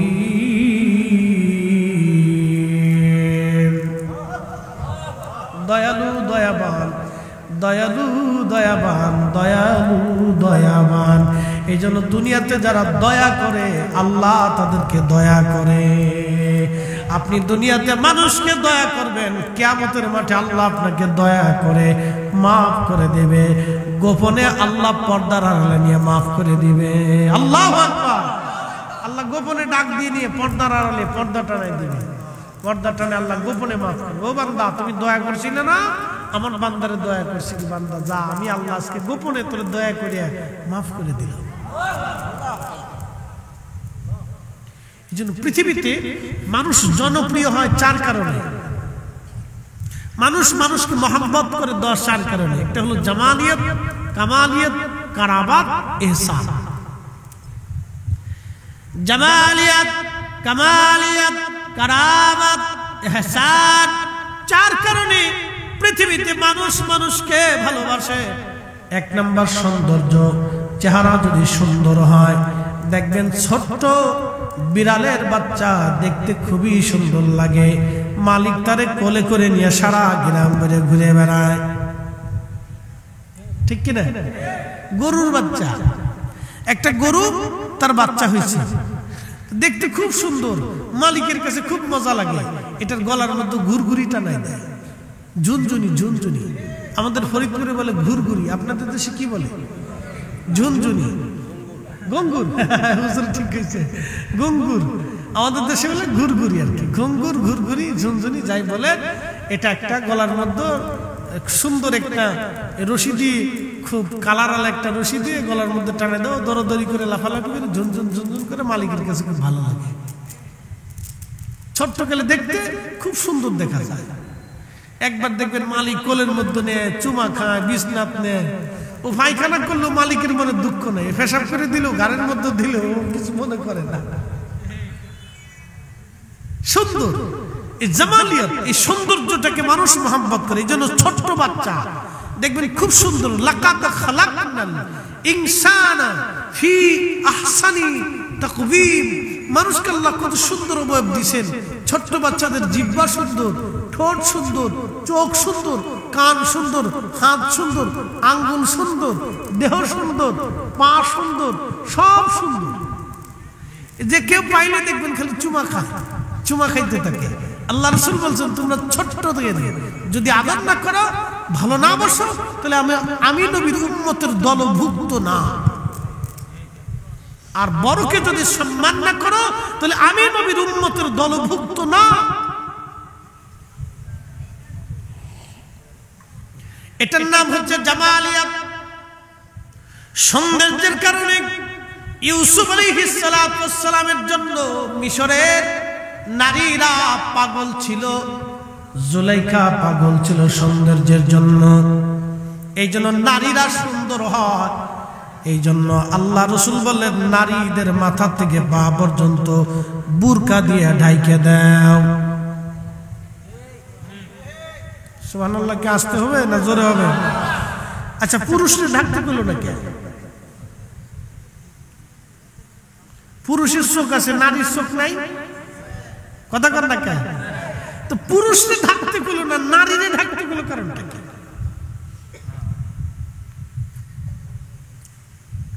সাধারণত নারীরা সুন্দর হয়, আল্লাহ তাদেরকে সুন্দর কাঠামো দিয়ে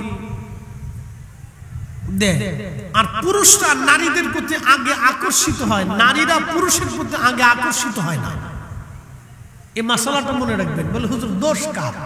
দোষ আমাদের কারণ না, দোষ আমাদের আব্বা আদম আলাইহিস সালামের। তো ওইরকম গুনার দোষ না। আব্বাই প্রথমে আম্মা জানতে দেখিয়ে গুণটা উঁচু করতে গেছে, দেখি এটা কেমন সুন্দরী তো দেয়া যায়। আল্লাহকে থামো, অপেক্ষা করো। বলে আল্লাহ কি তা? বলে কাজ আছে, বিয়ে পড়াইতে। বিয়ে আবার কি? তুমি বুঝবা না, ফেরেশতা যাইতেছে, বিয়ে হইব। একসাথে বলবেন না আল্লাহু আকবার। ওই যে আব্বা জান প্রথম দেখতে গেছে, এটা কেডা? দেখি এটা কেডা? সুন্দরী তো। তা আব্বাই যে দেখতে গেছে, এই জন্য পুরুষ মানুষ নারী মানুষ দেখলে খালি খুশি দেয়। এই জন্য আল্লাহ বলছেন এটা মাথার থেকে পা পর্যন্ত ঢেকে দাও।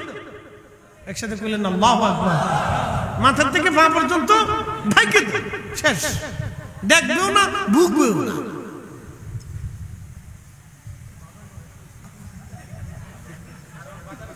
হ্যাঁ, বাজার খালি কালকে শেরপুরে দেখছি, ওরে বাপ রে বাপ, কয়েক হাজার বেডি সব মার্কেটের ভিতরে ঢুকছি। উস্কা ফুসকা টুসকা, এইটে সেইটে, আগর ডিম, ঘোড়ার ডিম, বড় ডিম যা আছে। ওই যে ওই পাশে আপনাদের কসবা আসার সময় বাম পাশে কি একটা যেন আছে, হ্যাঁ মেলা না কি আছে, ঘোড়ার ডিম। এর ভিতরে যাইয়া কাঠের গড় না কি সোনের গড়, এর ভিতরে যায় উস্কা খায়, ফুসকা খায়। কি কথা কর না কেন? বিরাট মার্কেট, ফুসকা লাগার বিরাট ব্যবসা। আপনি যা খোঁজ খবর নিয়ে দেন, কারো ব্যবসা না থাকলে ওগার ব্যবসা আছে। চটপটিয়ার ফুসকার বিরাট ব্যবসা। আল্লাহু আকবার। আমরা যদি দিন মেনে চলতাম তাহলে আমাদের সুখ থাকতো। মাথার থেকে পা পর্যন্ত ঢেকে দিতে হবে। একসাথে বলবেন না মারহাবা। অন্ত বুরকা তো হয়েছে না, বুরকা সুরকা টুরকা, কোনো সিস্টেম নাই। বুরকা পরে না, এটা স্টাইল করে কি করে আল্লাহ জানে। ডিজাইন, হ্যাঁ নতুন ডিজাইন হয়েছে, স্টাইল হয়েছে।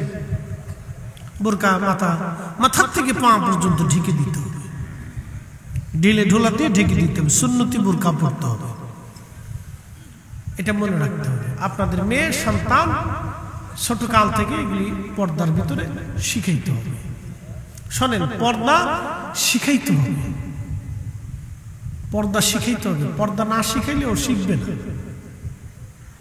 ছোট কাল থেকে একটা বাচ্চা পরিবেশে বড় হয়ে ওঠে। বস্তির ভিতরে বাচ্চারা বড় হয় না, কিন্তু আপনি যা 2 দিন বস্তির মধ্যে থাকতে পারবেন না, এটা পরিবেশ। কিন্তু ওই বস্তির ভিতরেই বাচ্চারা বড় হচ্ছে। ওই যে পথ শিশু দেখবেন, ওরা রাস্তাঘাটে ঘুমায়, ওরা ওইভাবে বড় হয়। শীত গ্রীষ্ম বর্ষা শীত ওইভাবে বড় হয়, ওই পরিবেশেও বড় হচ্ছে। কিন্তু আপনার বাচ্চা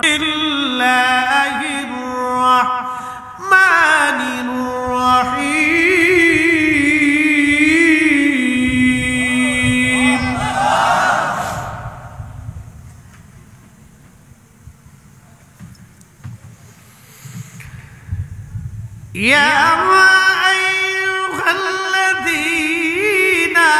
আমানু লা তুলহিকুম আমওয়ালুকুম ওয়ালা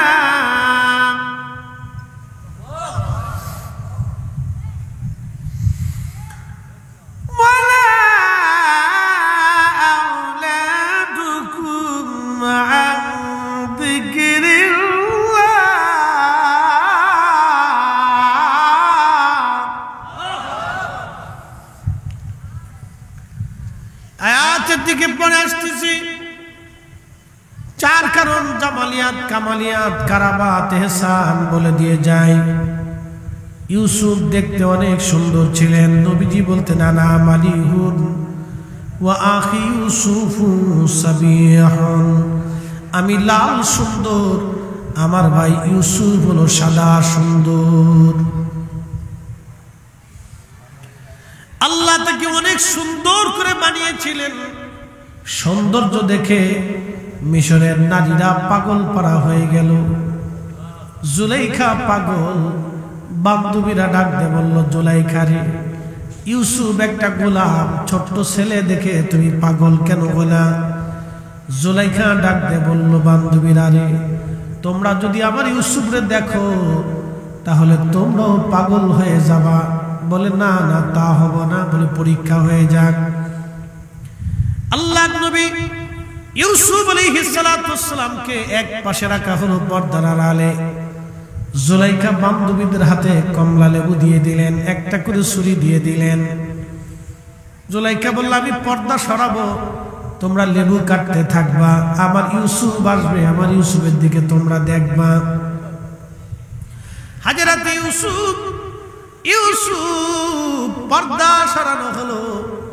ইউসুফ আলাইহিস সালামকে দেখার পরে জুলাইখার বান্ধবীরা কমলা লেবু কাটতে যাইয়া তারা হাত কেটে ফেললো। হাত কুচি কুচি করে তারা কেটে ফেললো। তারা বুঝতেই পারলো না তাদের হাত কেটে যাচ্ছে। আম্মা জান আয়েশাকে জিজ্ঞেস করা হলো, মা, আমার রাসূল দেখতে কেমন, আপনি বলবেননি?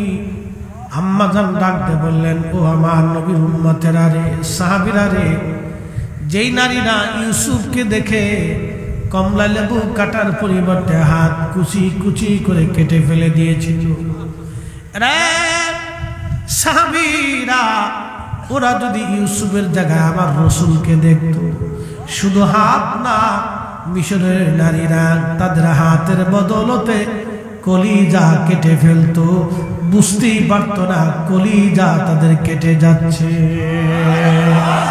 একসাথে জোরে বলবেন কি আল্লাহু আকবার। সূরাতি ইউসুফ বেদারি হিকমাতে লুকমালে মা করিয়ে কুরআনে কারি আই দিল সাদেল মা বালাগাল উলা বিকামালিহি কশফত দুজা বিজামালিহি হাসনাত জামিউ খুসালিহি সাল্লু আলাইহি ওয়া আলিহি। কত সুন্দর নবীজি, কত সুন্দর, যেমন চরিত্র সুন্দর, দেখতেও সুন্দর। এটার নাম জামালিয়াত। এই জন্য নবীজির দিকে তাকাইয়া মানুষ মুগ্ধ হয়ে তারা বুঝতে পারত উনি মিথ্যা বলতে পারেন না। দুই নাম্বার হচ্ছে কামালিয়াত। কামালিয়াত মানে একজন মানুষ যখন কামিল হয়, আল্লাহ ওয়ালা হয়ে যায়, যখন তার ভিতর থেকে কামালিয়াত প্রকাশ পেতে থাকে, কারামত, এমন কিছু কিছু কামালিয়াত যখন মানুষ দেখে, তখন মানুষ তাকে ভালোবাসতে থাকে, ভালোবাসতে থাকে। হুজুর গাউসে পাক খাজা মাইনুদ্দিন চিশতি আজমেরি সেঞ্চুরি পুরা আনা সাগরের একটা পানি কোনি একটা লোটার ভিতরে এনে দেখিয়ে দিয়েছিলেন, হে বৌদ্ধ সাধু, তোমরা দেখো, সারা আনার পানি আমি একটা লোটার মধ্যে এনে দেখাইলাম। এটার নাম কামালিয়াত। কামালিয়াত যার কারণে ওই দিন একজন না দুইজন না, খাজা বাবা আজমিরের দাওয়াতে ওনার জীবনে প্রায় 1 কোটি মানুষকে কালেমার দাওয়াত দিয়ে, কালেমা কলিজার ভিতরে ঢুকাই দিয়ে এত মানুষ কালেমা পড়েছিলেন শুধু এই কামালিয়াত দেখে দেখে, কামালিয়াত দেখে দেখে। নাম হচ্ছে কামালিয়াত। হযরত ইমামুল আযম আবু হানিফা রাহমাতুল্লাহ আলাইহি কুফার মসজিদে ওযু করতেছিলেন। এক মুসল্লি ওযু করে, যুবক ওযু করার পরে হযরত ইমাম আযম আবু হানিফা ডাকতে বললেন, যুবক রে, তুমি কি জিনা করছো? বলে, হুজুর আমি জিনা করছি। কি করে বুঝলেন? বলে, বেটা রে, তোমার ওযুর পানি দিয়ে জিনার গুনাহগুলি ভেসে ভেসে চলে যাচ্ছে, আমি দেখে দেখে বুঝতে পারলাম। এটার নাম কামালিয়াত। কামালিয়াত, কামালিয়াত। তাদের চোখের পাওয়ার এত ছিল যে গুনাহ ভেসে যায়, তারা দেখতে পারত। জোরে বলা যাবে আল্লাহু আকবার। নাম হচ্ছে কামালিয়াত। ওলিদের কামালিয়াতকে অস্বীকার করার কোনো সুযোগ নেই, কোনো রাস্তা নেই।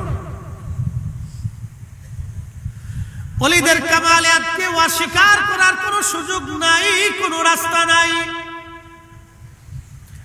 ইমাম আবু ইদ্রিস আশ-শাফিঈ সুদূর বাড়ি ফিলিস্তিন, যেখানে বর্তমানে জিহাদ চলতেছে প্রতিনিয়ত, হাজার হাজার ফিলিস্তিনের রক্ত জমিনে ঝরে যাচ্ছে। আহা, কত মার্কোলাস খালি হয়ে গেল। ফিলিস্তিনের দিকে যদি আপনি তাকান, সহ্য করা বড় কষ্ট হয়, অনেক বড় কষ্ট। আজ কত মার কোল খালি হলো, কত মার জীবন চলে গেল, কত যুবকের জীবন চলে গেল, কত বাচ্চা শহীদ হয়ে গেল। ৭৫ বছর ধরে ধরে তিলে তিলে ফিলিস্তিনিদেরকে হত্যা করা হয়। পৃথিবীর মোড়লরা সব নীরব হয়ে আছে। আজকে যেই দেশ যারা ধর্মের দোহাই দিয়ে আমাদের দেশে ফিতনা বাঁধায়, 8 টাকার তারাবি বানায়, এরপরে আপনার নামাজের ভিতরে ঝামেলা পাকায়। আজকে যারা আমার দেশের ভিতরে আব্দুল ওয়াহাব নজদির আকীদা ঢুকাইতে চাচ্ছে, এই ভয়াবহ ফিতনা আহলে হাদিস ফিতনাটা, এটা ওই সৌদি আরব থেকে এসেছে।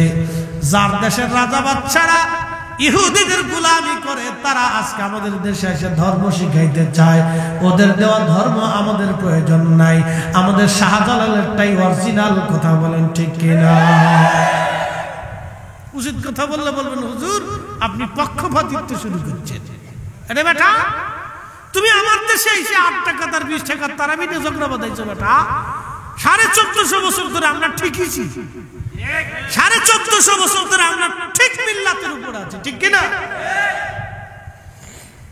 তুমি 1450 বছর পরে এসে কি বুঝাইতে চাও?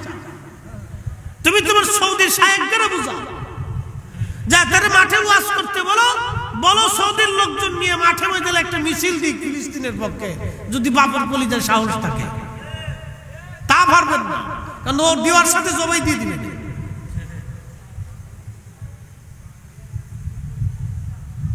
খালি যত বাংলাদেশের।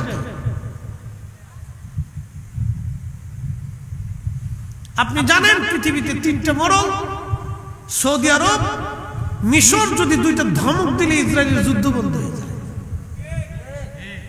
দেবে না তো, কারণ দিলে বউ ছুটে যাবে, 35টা বউ এক একজনে। বেটা, বউ তালাশ করবো না যুদ্ধ করবো? কোন তো আমরা, হ্যাঁ, এই আরবে যারা থাকছেন জীবনে দেখছেন এক একজনের বউ কয়টা বলেন? 4টের উপরে কি স্ত্রী রাখা জায়েজ আছে? মাসনা সুলাসা রুবা। আল্লাহর বিধান অনুযায়ী সূরা নিসার 3 নম্বর আয়াতের ফয়সালা অনুযায়ী, আল্লাহর কোরআনের আইন অনুযায়ী 4টের উপরে একসাথে স্ত্রী রাখা 4টের উপরে হারাম। 5ম নাম্বারটা স্ত্রী হবে না, ওটা হারাম হবে। যতবার মিলন হবে ততবার জেনা হবে, যতটা বাচ্চা হবে সবকটা অবৈধ জারজ হবে। এক একজনের বউ 17 না 20টে 22টে, এটা কি মানুষ না গরু? হ্যাঁ, হেরা এসে আমাদের দেশে ফতোয়া দেয় 8 টাকার তারাবি। ফাজলিমের একটা সীমা থাকা উচিত, বলেন তো? আমাদের দেশের ভিতরে আমরা আলেম আছি 60 লক্ষ, দল আছে 30টি। কথা বুঝেন নাই মনে হয়? আলেম হলো 60 লক্ষ, দল হলো 30টা, তাহলে ভাগে পেল কয় লাখ? 2 লাখ টাকা, 2 লাখ টাকা ভাগে পাইছে। তারপরে গুতাগুতির শেষ নেই, এটার গুদ দেয়, এটার গুদ দেয়, এটার ধাক্কা দেয়, এটার মার দেয়। ওরে বাপরে বাপ, শয়তানে হাসার কয় যা তোরা গিলি গিলি কর, আর দরকার নাই।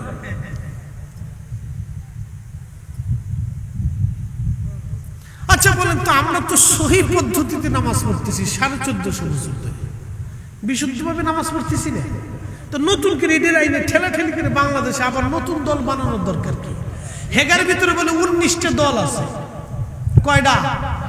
হেগার ভিতরে বলে 19টা আছে। এবার আপনি বুঝলাম যে কি ঠেলাঠেলি। হেগার এই মানুষ হলো 19 জন, দল 19টা, ধাক্কা ধাক্কি শেষ নাই। পাগলের দেশে বাস করতেছে। আপনার উচিত বললে অনেকেই মন খারাপ করবেন যে ফরিদ হুজুর তো এরকম ওয়াজ করে না। দুঃখে পড়ে বলতে হচ্ছে আজকে, আফসোস। শোনেন, ইসলাম এদেশে কিন্তু ভেসে আসে না, এটা শাহজালাল রহমতুল্লাহর মাধ্যম দিয়ে আসছে, ঠিক কিনা? তিনি কিন্তু শুধু তসবিহ পড়ে এদেশে ইসলাম প্রচার করেন নাই, তলোয়ার হাতেও নিয়েছিলেন। কথা ঠিক কিনা? তলোয়ার নিয়েছিলেন, জিহাদও করেছেন, শহীদ হয়েছেন, বহু সাথীরা শহীদ হয়েছেন এই জমিনে। সহজ করে দেখার তো সুযোগ নাই। তো শাহজালাল রহমতুল্লাহ 360 জন নিয়ে দিন প্রচার করে ফেললেন, কায়েম করে ফেললেন। কারণ সেই সময় মত একটা ছিল। কয়টা ছিল? একটা ছিল মত। একজন ব্যক্তি, তিনি শাহজালাল, যাহা বলেছেন তাহাই ঠিক। মত একটা, পথ একটা, এক কোরআন, এক নবী, এক আইন, এক বিধান, এক তরিকা, দিন কায়েম হয়েছে। আর মানুষ যত তরিকা তত, এক পীর আর এক পীরের মুরিদরে দেখতে পারে না, এক পীর আর এক পীরে দেখতে পারে না, এক হুজুর আর এক হুজুরে দেখতে পারে না, এক দল আর এক দলের দেখতে পারে না। এই নানান তালে রুচি আমরা, তালের শেষ নেই। আচ্ছা, যার যার তালে সেই তাপ, কি করবো? তবে আমরা যেটা আগে থেকে আছি এটাই ঠিক। কথা কন ঠিক কিনা? শাহজালালেরটা ঠিক, এটা অরিজিনাল। দেশে রোহিঙ্গা দিয়ে ভরিয়ে গেছে। কি দেশে কি রোহিঙ্গা? রোহিঙ্গার আইসা কয় তোরা বাংলাদেশ ছেড়ে চলে যায়, এটা আমার দেশ। হ্যাঁ, তোরা বাংলাদেশ তো চলে যা, দেশ আমাদের। একসাথে জোরে বলি তো আল্লাহু আকবার। সাইটে একটা কামালিয়াত, কারামাত, ইহসান, জামালিয়াত।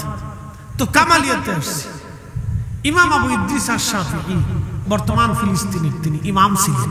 বাইতুল আকসাতে নামাজ পড়াইতেন, এখানে হাদিসের দর্শ দিতেন, উলুমুল হাদিস, উলুমুল ফিকহের খেদমত করতেন। শাফিঈ মাযহাবের ইমাম। তো মনোযোগ দিয়ে, ইমাম শাফিঈ রাহিমাহুল্লাহ ওনার জমানাতে খলিফা হারুনুর রশিদের দরবারে চিঠি আসছে। চিঠির মধ্যে লেখা, কে দিছে? বিরাট বড় রাজ দরবার, রোম।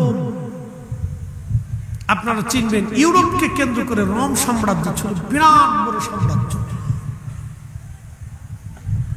7-8 হাজার বছরের একটা সাম্রাজ্য রোম। 7-8 হাজার বছরের একটা সাম্রাজ্য রোম, বিরাট বড় একটা সাম্রাজ্য। এই সাম্রাজ্যের প্রধান ধর্ম ছিল খ্রিস্টান। খ্রিস্টান প্রধান, তিনি চিঠি লিখলেন মুসলিম প্রধান আমিরুল মুমিনিন হযরত খলিফা হারুনুর রশিদের দরবারে চিঠি লিখে বললেন, মুসলমানদের সঙ্গে খ্রিস্টানদের একটা বহস হবে। বহসের মূল বিষয়টা হলো, মুসলমানরা প্রমাণ করবে, খ্রিস্টানরা প্রমাণ করবে। মুসলমানরা প্রমাণ করবে ঈসা নবী আল্লাহর নবী, আর খ্রিস্টানরা আমরা প্রমাণ করব ঈসা আল্লাহর ছেলে। আচ্ছা, আল্লাহর কি ছেলের দরকার? না, একসাথে বলে, যিনি সৃষ্টি করেন তারা বউর দরকার। যিনি কাম সৃষ্টি করেছেন, লোভ, মোহ, হিংসা, কামনা, রিয়া, সব জিনিস সৃষ্টি করেছেন, তার 2-4টা বউর দরকার। দেশে পাগলও বহুত আছে। আল্লাহর বউ আছে, আল্লাহর ফুলাফান আছে। আমাদের দেশে যারা সনাতন ধর্মে বিশ্বাসী, হাসবেন না, মন খারাপ করবেন না, ওটা তার বিশ্বাস। তাদের বিশ্বাস হলো 33 কোটি দেবতা আছে। বিদ্যার দেবতা, বাতের দেবতা, খাবারের দেবতা, সূর্যের দেবতা, চাঁদের দেবতা, রাতের দেবতা, দিনের দেবতা, সমুদ্রের দেবতা, পাহাড়ের দেবতা, গাছের দেবতা, বিদ্যার দেবতা, এরকম দেবতা গুনতে গুনতে 33 কোটি হয়েছে। কত কোটি? 33 কোটি। আচ্ছা, ধরেন তাদের বিশ্বাস অনুযায়ী অনেক খোদা, 33 কোটি খোদা আছে। এখন যে সূর্যের খোদা আছে আর যে দিনের খোদা আছে, তো সূর্যের খোদা বলল যে না, আজকে সূর্য আমি 5 মিনিট পরে উঠাবো। আর দিনের খোদা বলল না, সূর্য আমার এই 5 মিনিট আর আগে আসতে হবে। তো দুই খোদার ভিতরে ঝগড়া লেগে গেল। এই ঝগড়া করতে করতে দুই খোদা শেষে লাগছে কি লিখে। আচ্ছা বলেন, রাশিয়ার ইউক্রেনের যুদ্ধের দরকার আছে, দুই খোদাই ফিটিফিটি করেই তো জান শেষ। তো খোদার বান্দারা কখন ফিটিফিটি করবে? তো খোদার পিটিপিটিতে জগৎ শেষ হয়ে যেত। এই জন্য আল্লাহ বলছেন আর কোন খোদার অস্তিত্ব নেই, আমি একাই রব, আমি একাই সৃষ্টা, আমি একাই সব। কি কথা কর না কেন, ঠিক কিনা? মালিক কয়জন? রব কয়জন? একজন, একাই।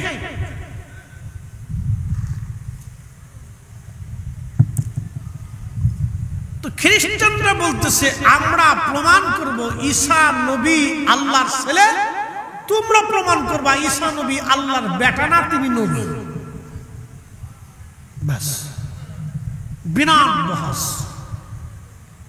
সাইন্টিফিক কথা না, দুই সাম্রাজ্যের বহস হবে, অনেক বড় চ্যালেঞ্জ। কে চ্যালেঞ্জের মোকাবেলা করবে? খলিফা হারুন রশিদ খুব চিন্তিত। কারণ চিন্তাটা হলো, মুসলমান যদি বহসে হেরে যায় তো কিয়ামত পর্যন্ত মুসলমান মাথা নিচু করে থাকবে, যে মুসলমানরা সেই বহসে পারে নাই। তো খলিফা চিন্তা পেরেশানিতে দিন কাটতেছে, কাকে দায়িত্ব দিবে, প্রধান মুবাহিস কাকে করবে। তো উজিরকে জিজ্ঞেস করলেন, উজির কি করা যায়? তো উজির বললেন, খলিফা একটা পরামর্শ আছে।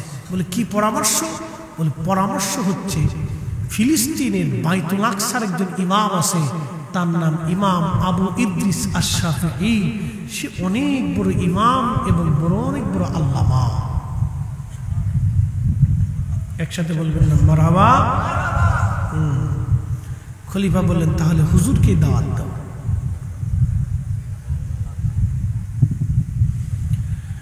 হযরত হারুন রশিদ চিঠি লিখলেন খলিফাতুল মুসলিমিনের পক্ষ থেকে, হুজুর রোম সাম্রাজ্য থেকে চিঠি আসছে বহসের জন্য। এখন আমরা যদি বহসে হেরে যাই, মুসলমান মাথা নিচু করে থাকবে। এখন আমি এমন কোন যোগ্য ব্যক্তি পাই না যাকে দিয়ে প্রধান মুবাহিসের দায়িত্ব দিব, কিন্তু আপনাকে আমি নির্বাচন করেছি। আপনি সুদূর ফিলিস্তিন থেকে ইরাকের বাগদাদে চলে আসবেন, কারণ এটা উম্মতে মুহাম্মাদের ইজ্জত। এত বড় সাম্রাজ্য আমার বিরুদ্ধে চ্যালেঞ্জ করেছে। শুধু চ্যালেঞ্জ করে নাই, রোম সাম্রাজ্য থেকে বড় বড় জ্ঞানী, তর্কবিদ এবং দার্শনিক যারা ছিলেন, তারা অলরেডি রোম থেকে রওনা হয়ে গেছে। খলিফাতুল মুসলিমিনের কাছে চিঠি লিখলেন হযরতে ইমাম আবু ইদ্রিস আশ-শাফিঈ। চিঠির মধ্যে তিনি লিখলেন, আমিরুল মুমিনিন, আমি বহস করতে রাজি, কিন্তু শর্ত মাত্র আমার দুইটা। এক নম্বর, বহসের জায়গা হবে দজলা নদীর পার।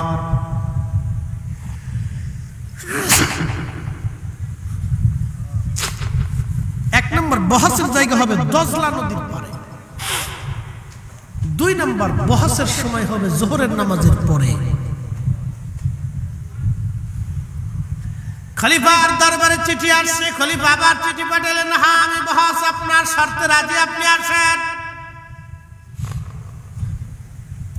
বিরাট বড় বহস দেখার জন্য লক্ষ লক্ষ ইরাকবাসী, হিন্দু, বৌদ্ধ, খ্রিস্টান, ইহুদি, মুসলমান সব সেই দিন উপস্থিত হতে লাগলো। আজকে মুসলমান এবং খ্রিস্টানদের বহস দেখব। বিরাট বড় রাজ দরবারের পক্ষ থেকে দাজলা নদীর পারে, যেটাকে টাইগ্রিস নদী বলা হয়, এই নদীর পাড়ে বিরাট মঞ্চ তৈরি করা হলো। লক্ষ লক্ষ মানুষ নদীর পাড়ে উপস্থিত হয়েছে। জ্ঞানী গুণী, সাধু সন্ন্যাসী, তর্কবিদ, দার্শনিক, খ্রিস্টানদের পক্ষ থেকে তারা উপস্থিত হয়ে গেল। মুসলমান আমির উলামা ফুদালাগণ উপস্থিত হয়ে গেলেন। কিন্তু ইমাম শাফিঈ ধীরে ধীরে ধীরে ধীরে গেলেন। জোহরের নামাজের রক্ত ঠিক এমন সময় তিনি বহাসের মঞ্চের সামনে যা বললেন, খলিফা নামাজের রক্ত, আপনি যাই নামাজ দেন, আমি আগে জোহরের নামাজ আদায় করব, পরে বহাস হবে। তো খলিফা যাই নামাজ দিন, আমি আগে জোহর পড়ব, পরে বহাস হবে। আচ্ছা ঠিক আছে। দেখেন বহাস। খলিফাতুল মুসলিমিন যাই নামাজ পাঠাইলেন। হযরতে ইমাম শাফিঈ যাই নামাজ দিয়ে তিনি দজলা নদীর মধ্যে যাই নামাজ ছেড়ে দিলেন। যাই নামাজ দজলা নদীর মধ্যে বিছাইয়া ইমাম শাফিঈ ওই যাই নামাজের উপরে দাঁড়াইয়া দজলা নদীর মাঝখানে যাইয়া পানির উপরে যাই নামাজ বিছাইয়া নামাজ পড়া শুরু করে দিলেন। না না, একসাথে বলেন আল্লাহু আকবার। কি বুঝলেন? পাওয়ার আসেনি? মুসলমানের পাওয়ার আসেনি? না, আরো জোরে বলেন আছে। সুদ খাইলে পাওয়ার থাকবে, ঘুষ খাইলে পাওয়ার থাকবে, হারাম খাইলে পাওয়ার থাকবে? অবশ্যই।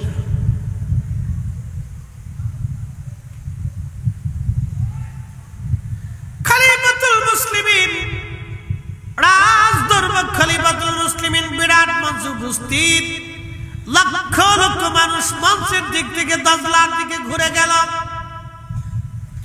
লক্ষ লক্ষ মানুষ দজলার দিকে মুখ করে ঘোরানো। ইমাম শাফিঈ করে কি এটা? দজলার পানির উপরে যাই নামাজ বিছিয়ে ইমাম শাফিঈ যোহরের নামাজ পড়তে লাগলেন। পানিতে ডুবে না, যাই নামাজ পানিতে ডুবে না, ডুবে না, ডুবে না। একসাথে বলেন, পাওয়ার আছে, নিজরে বলে আছে।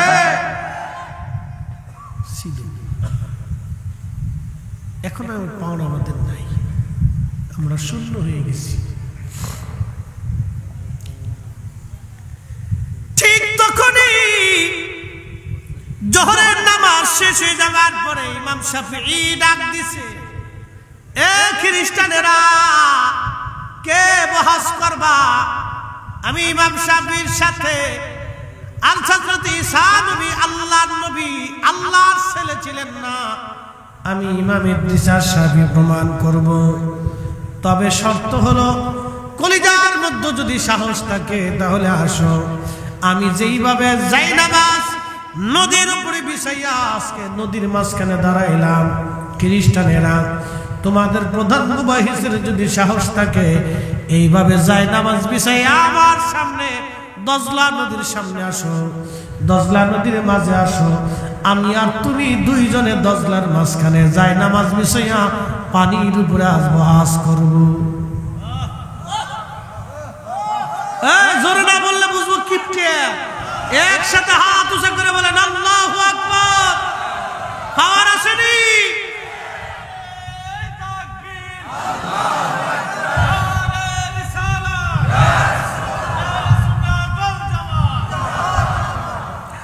তেলের গাড়ি তেলে চলে,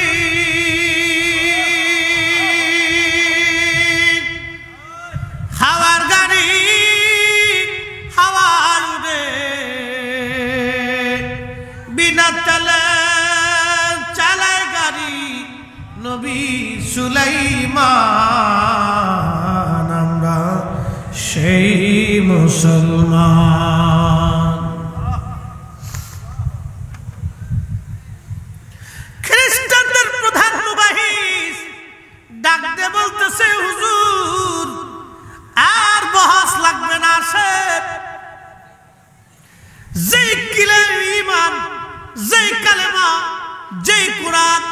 যে নবীর আনিত ধর্ম বিধানের উপরে থেকে ঈমান এনে আমল করে, যেই যায় নামাজ বিছাইয়া দাজলা নদীর মাঝখানে নামাজ আদায় করতে পারলেন, আর বুঝার বাকি নাই ওই ঈমান, ওই কালেমাই ঠিক, ওই জীবন ব্যবস্থায় ঠিক, ওই নবী সঠিক, আমাদের আর বুঝার বাকি নাই। আসেন আমরা খ্রিস্টান যারা বহসের জন্য আসছিলাম, আপনার হাতে কালেমা পড়ে আস ঈমানওয়ালা হয়ে যাব।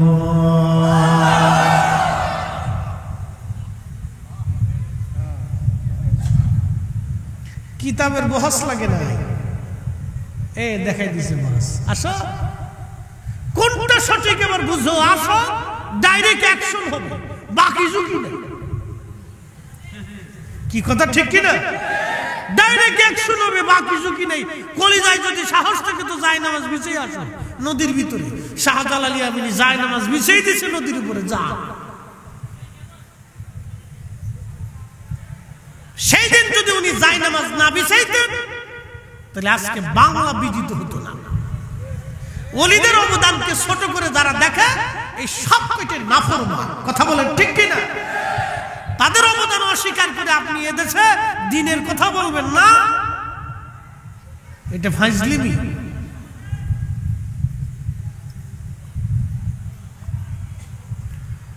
এটার নাম হচ্ছে কামালিয়াত। কামালিয়াত কামালিয়াত কামালিয়াত। এই কামালিয়াতের জন্য কোটি কোটি মানুষ তাদেরকে ভালোবাসে। বাংলাদেশে প্রেসিডেন্ট মারা গেল, প্রধানমন্ত্রী মরে গেল, এরপরে রাষ্ট্রপতি মরে গেল, এ মন্ত্রীরা মরে গেল, অর্থমন্ত্রী, বিভিন্ন মন্ত্রী, ধনীরা মরে গেল, কোটিপতি মারা গেল, বিরাট বড় নেতা মারা গেল, চোর ডাকাত মরে গেল, কিন্তু কারো কবরে মানুষ যায় না। আজকে 750 বছর ধরে আল্লাহর ওলি শাহজালাল রহমাতুল্লাহের বরগাহে কোটি কোটি মানুষ 700 বছর ধরে যায় আসে, জিয়ারত করে। উনি এমন একজন মুকুটহীন সম্রাট, যার সৈন্যবাহিনী নাই, যার রাজত্বের সীমানা নাই, তিনি মুকুটহীন সম্রাট।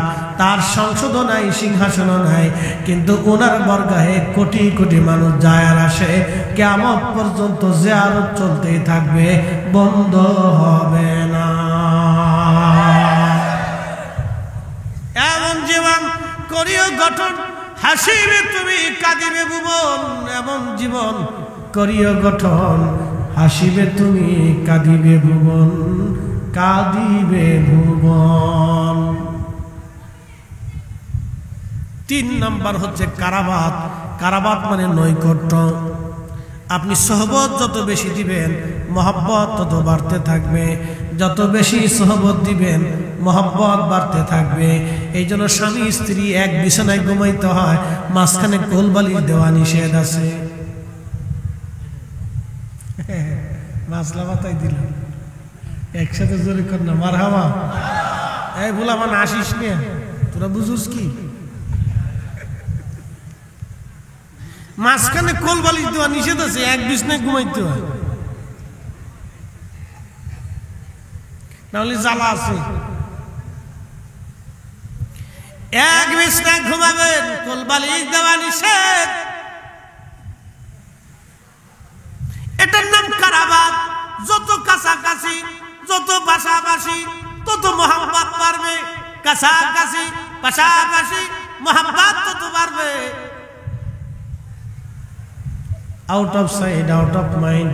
মানুষ চোখের আড়াল হলে মনের আড়াল হয়ে যায়, চোখের আড়াল হলে মনের আড়াল হয়ে যায়। এই জন্য দেখবেন কবরে চলে গেলে ছেলেরাও বাপ মারে ভুলে যায়। আর কিছু ভাইরা আছে তো দোয়া মানেই না। যেই বাপের সন্তান দোয়া মানে না, ওই গলায় গলায় তাল, খুব মিলতাল, কিন্তু কোনো যুদ্ধ বিগ্রহ করে না, খুব মিলতাল করে ওর গাঁজা ভাগ করে খায়। ওরা মিলতালে গাঁজা ভাগ করে খেতে পারে, কিন্তু আমরা ভাত মিলতালে ভাগ করে খাইতে পারি না। কি কথা কর না? গাঞ্জটির খুব বন্ধুত্ব, বাপরে বাপ, খুব গলায় গলায় মিল দেখবেন। ওরা একসাথে গাঁজা টানতেছে, একসাথে গাঁজা খাইতেছে, কোনো যুদ্ধ বিগ্রহ নাই। যদি বেশি ভালো দেখতে চান তাহলে লালনের মাজারে চলে যাবেন। মন খারাপ করছেন? লালনের বাজারে কুষ্টিয়া যায় দেখবেন সব একসাথে বসে বসে টানতেছে, একবার ভাটা উঠিয়ে ফেলেছে টানতে টানতে। গাঞ্জুটির দুষ্টমি খুব মারাত্মক দুষ্ট। চতুর্থ নাম্বার হচ্ছে ইহসান, দয়ার কথা বলছিলাম। দয়া, দয়া, মানুষকে দয়া করবেন, সৃষ্টিকে দয়া করবেন, পশু পাখিকে দয়া করবেন, মানুষকে দয়া করবেন, আত্মীয় স্বজনকে দয়া করবেন। কোরআন বলতেছে, ও বান্দা আমি নিষেধ করতেছি তোমরা শোনো, বলে ইহসান ওয়া ইতা ইদিল কুরবা, তোমরা নিকট আত্মীয় স্বজন যারা আছে তাদের খোঁজ খবর নিবা, তাদের খোঁজ খবর নিবা। অভুক্ত, অসুস্থ, দরিদ্র থাকলে সাহায্য করবা, সাহায্য পাঠাবা, চিকিৎসা করাবা, খাবার পৌঁছাবা। আনিল ফাহশাই ওয়াল মুনকার, তোমাদেরকে বলতেছি ফাহিশা কাজ কুজ থেকে দূরে থাকবা, বেহাপনা থেকে দূরে থাকবা, আন্দা গান্দা পাসা নিকৃষ্ট কাজ থেকে দূরে থাকবা, বেড়া বেড়ি একসাথে নাচানাচি গান বাজনাগুলি থেকে দূরে থাকবা। কথা কর না, এগুলি নিকৃষ্ট ফাহিশা কাজ, একবারে নিকৃষ্ট ফাহিশা কাজ।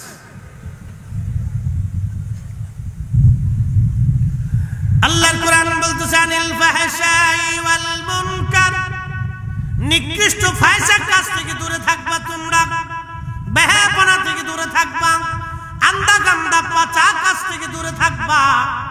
এরপর আমার আল্লাহ বলতেছেন আল বাগী ইয়াইদুকুম লাআল্লাকুম তাযাক্কারুন, মুরব্বি যারা আছে তাদের অনুগত থাকবা, মুরব্বিদেরকে মেনে মেনে চলবা।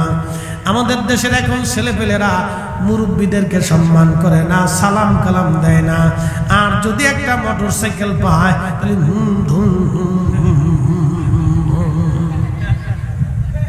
পুরে বাপরে বাপ, কয়েকদিন পরে হসপিটালে দেখি পঙ্গু হসপিটালে ঠ্যাং একটা ঝুলে রাখছে, ঝুলে রাখছে কে রে, অ্যাক্সিডেন্ট করছে মোটরসাইকেলে। কথা কর না কেন? আপনি সারা সৌদি আরব ঘুরে দেখবেন একটা মোটরসাইকেল পাবেন না সহজে। কোন যুবকদের করে মোটরসাইকেল কিনতে দেয় না। আর আমাদের দেশের পোলাপান বাপে কৃষি কাজ করে খায়, পোলারে মোটরসাইকেল কিনে দিতে হবে, নাহলে গলায় মরে যাবে। আমার কথা হলো মরে যাবে, কি কথা কর না কেন? ও মরে যাক, 7-8 সেন্টে মরে গেলে কি হয়? তুই মরে যাক, তোর মোটরসাইকেল কিনে দিব না, যা। কথা ক্লিয়ার, কোনো ভেজাল বুঝেল নাই। তুই মরে যাক, যা।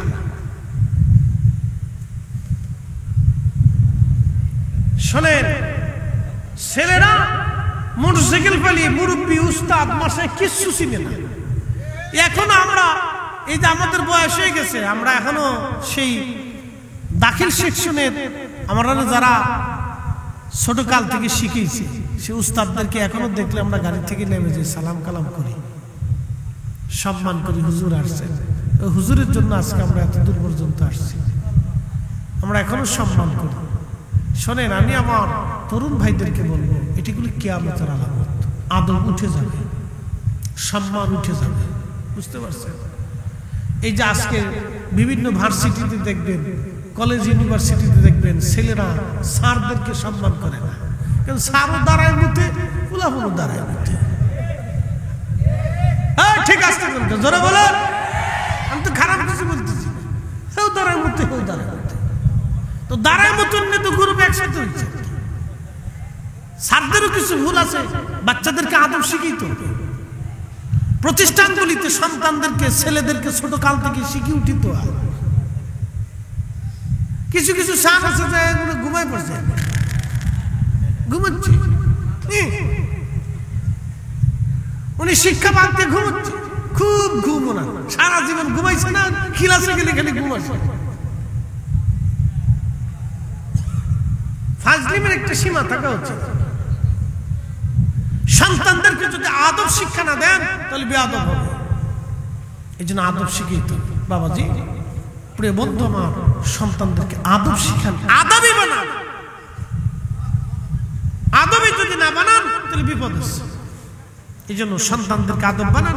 মোটরসাইকেল দেওয়ার দরকার নেই, মোবাইল দেওয়ার দরকার নেই, ওগুলি তাকে লেখাপড়া শেখান, তার জীবনটাকে সুন্দর করে গঠন করার চেষ্টা করেন। আর ছোট্টকালে কোনো বাচ্চাকে মোবাইল দিবেন না। আমার এক মুসল্লি একদিন আমার কাছে কাঁদতেছে, হুজুর দোয়া করো। কি দোয়া করবো? আমার ছেলেটা পাগল হয়ে গেছে। আল্লাহর কসম, আমার মসজিদে, ওই যে আমার ভাইটা গেছিল মসজিদে, তো আমি বের হয়ে আসতেছি জুমার নামাজ পড়ে, মাহফিল করতে আসতে তো বের হয়ে আসতেছি, এক মুসল্লি এসে দাঁড়ায় বলতেছে, হুজুর একটু দোয়া করে। তা বললাম, কি দোয়া করবো, কি হয়েছে? তা বলতেছে, হুজুর আমার ছেলেটা পাগল হয়ে গেছে। বললাম, ছেলেটা পাগল হলো, বয়স কত? বলে, হুজুর 5-6 বছর বয়স। আমার দিকে তাকান, আমি বাস্তবতা থেকে বলতেছি। বলে, 5-6 বছরের বয়সের একটা বাচ্চা কিভাবে পাগল হলো? হুজুর ওর মা খালি মোবাইল দিত, গেম খেলতে খেলতে পাগল হয়ে গেছে। আমাকে তোমারও জুতা দিয়ে ভিড়াবো, তোমার বউরও জুতা দিয়ে ভিড়াবো। দোয়া চাইতে ইচ্ছে, নিজের সন্তান দিয়ে এইভাবে পাগল বনে তারপর দোয়া চাইতে ইচ্ছে। লজ্জা করেন আপনার? আপনি একটা ছোট্ট বাচ্চাকে এইভাবে মোবাইল দিয়ে তারা অ্যাবনর্মাল বানিয়ে ফেলছেন, পাগল বানিয়ে ফেলছেন। বাচ্চাদেরকে মোবাইল দিবেন না, গেম টিপতে দিবেন না, টিকটক দেখতে দিবেন না। ব্রেনের উপরে বিরাট আঘাত করে, ওটা অসুস্থ হয়ে পড়বে কয়েকদিন পরে। মনে থাকবে?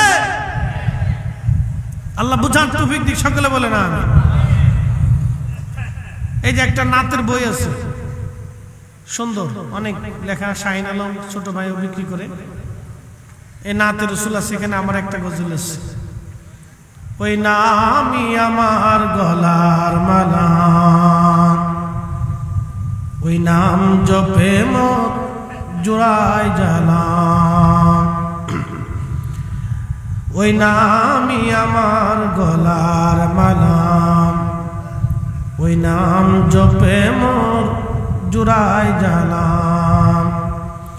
আমার সব ভুল হবে না পেলে ওই, আমার সব ভুল হবে না পেলে ওই চরণ তলে ঠাই,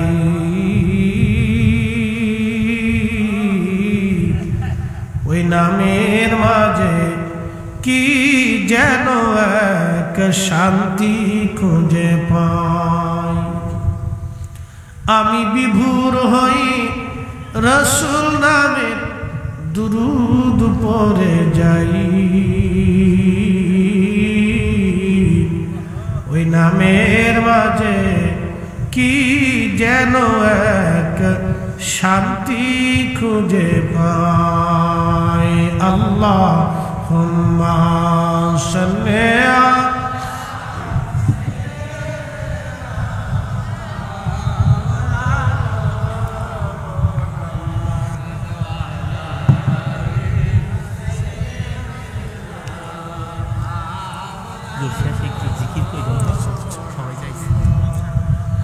উড়ে যাওরে মাহফিলের হাওয়া, যাওরে উড়ে মদিনায়, আমাদের দুরুদ পৌঁছে দিও নূর নবীজির পাক রওজায়। আল্লাহুম্মা, হ্যাঁ জবান খুলে দেন।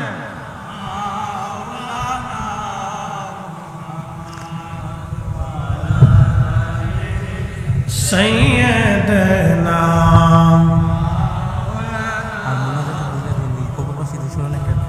লা ইলাহা ইল্লাল্লাহ,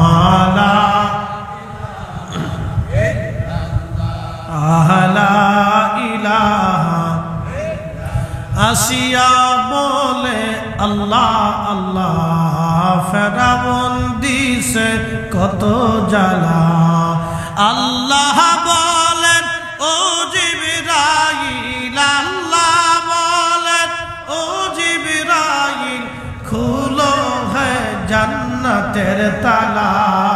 লা ইলাহা লা ইলাহা